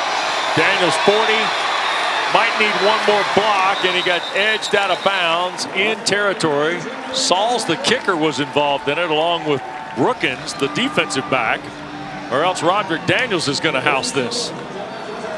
43-yard return by Daniels. The unsung hero right there. Yep. Oh, he's been such a good player for this football team. He's bailed him out of a couple of injury situations, especially when L.J. Johnson went down at running back. Yep. Went hurtling into the end zone tonight. Fantastic play in the first half. I think it's going to be interesting to see how the Panthers line up next Saturday against Virginia. How do they respond? Yep.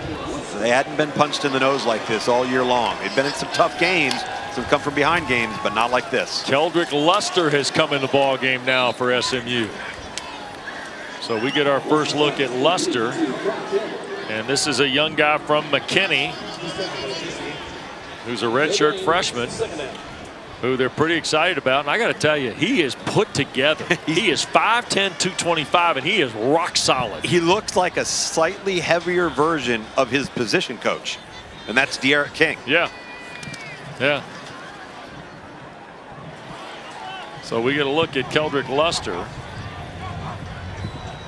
And I think Zach Hernandez has stayed in as the running back. We'll double check that. Here's Luster in trouble. Boy, he's going to get slung around and dropped for the loss. And that's Jordan Bass, the sophomore linebacker, who came into the ball game with 12 tackles in the last 4 of his 13 total this season. And a reminder to you, ACC football starts on Friday night. Cal comes all the way to the east to visit Deektown at 8 o'clock, and it's on ACC Network for you. And then, of course, we'll have a Saturday slate as well. But Our coverage of Week 11 in the ACC starts on Friday night from Winston-Salem. Here's Luster throwing it down the field. Cozart trying to make a play. Can't catch up to it. Pitt had Noah Bigelow in coverage. First time he's been on the field in the last couple of ball games. Rhett Lashley's letting these guys go. Yep. Letting them play. And with 2:28 to play in a 48-18 ball game, Kenny Johnson will drop back to take the punt of Isaac Pearson. Surprised that Evan just lined up and ran it right at Pitt. Yep. Get in the locker room. I'll tell you something else, Tom. This is getting ready to be the 14th straight conference win for SMU. That ball's going to skip into the end zone over the head of Johnson. And a quick reminder to you, among the many things we've got for you on ACC Network this week, 3 more Atlantic Coast Conference championships to be determined. Coverage starts tomorrow, the Ally Women's Soccer Championship. Matches at 6 and 8 Eastern. Then the field hockey quarterfinals presented by Geico start on Tuesday. And then the first round of the Men's Soccer Championship begins on Wednesday at 6 and 8. We got basketball for you. We got women's soccer tomorrow. We got field hockey Tuesday. We got men's soccer later in the week. We got Tom Luganville occasionally on ACC PM. That's right. We got Boiling Points with Dana at some point. Maybe next Friday. I'm not sure. Lots of things. Taylor Tannenbaum will be there. Kelly Gramlich, Joel Berry, Justin Walters. We got Cass. We got dozens of people. Various sundry. Various and sundry folk that'll help you get through the month of November. But the first ACC championships of the fall schedule to be crowned this week here on ACC Network. And now the flag and a little bit of explanation here from Pat Narduzzi. And let's see what we have.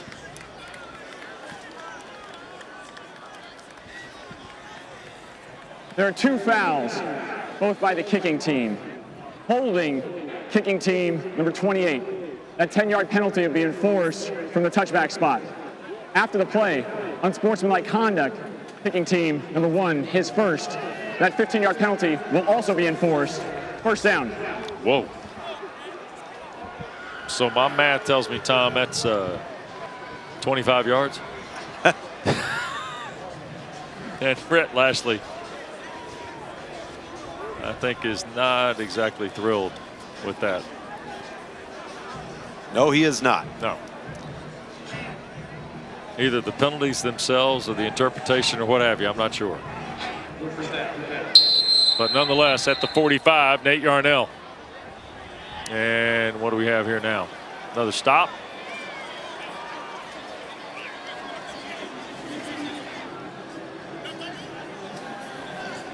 We have 14 penalties of record, Tom. Yes, we do. Okay.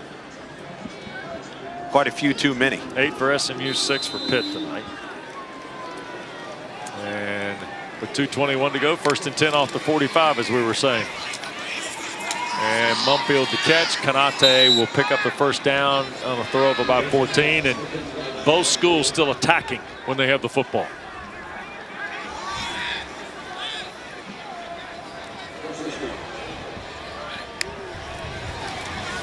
And here is Yarnell working around the edge.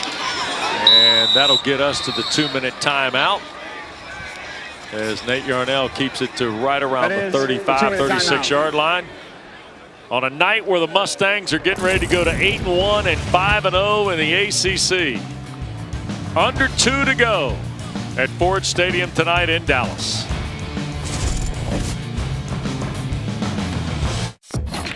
Hey, Tom, this just in.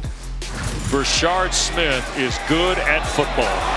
Very good at football.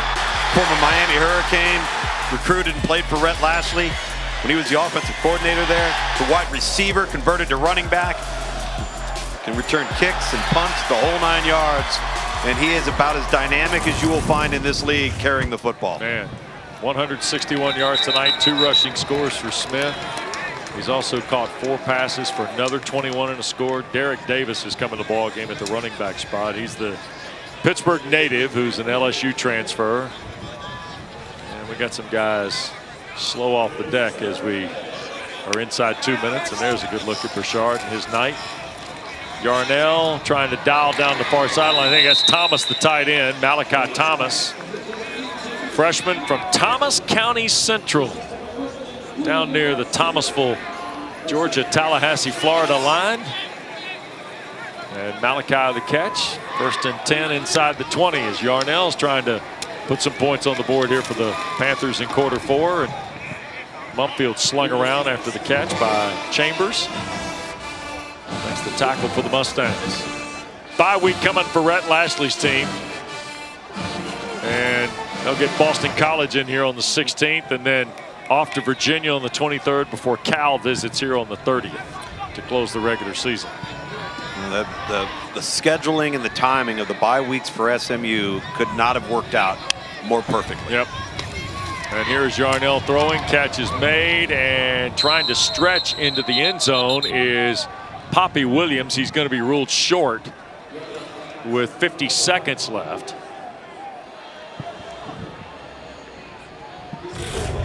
And Williams, I think, was already on the ground when he tried to reach the ball over the white. Let's see, did he hit the ground before the reach? Ooh, close. Very close. On the field call, they're gonna play fake. Yarnell will throw, and that's Thomas, the touchdown catch. Malachi Thomas, a big freshman tight end, 225 pounds on a 6'5" frame, has his first touchdown. Boy, Nate Yarnell snuck that one in. Yep. I think it comes across the formation. Malachi Thomas dips into the flat, and that was through the eye of the needle. Yep. Former state champion for the Thomas County Central team. At 30 catches, 542 yards, and 8 touchdowns a year ago. They went 15-0, Tom. And they're 6A state title holders in Georgia. Point after by Sauls is good. And that makes it 48-25 here in the final 23 seconds.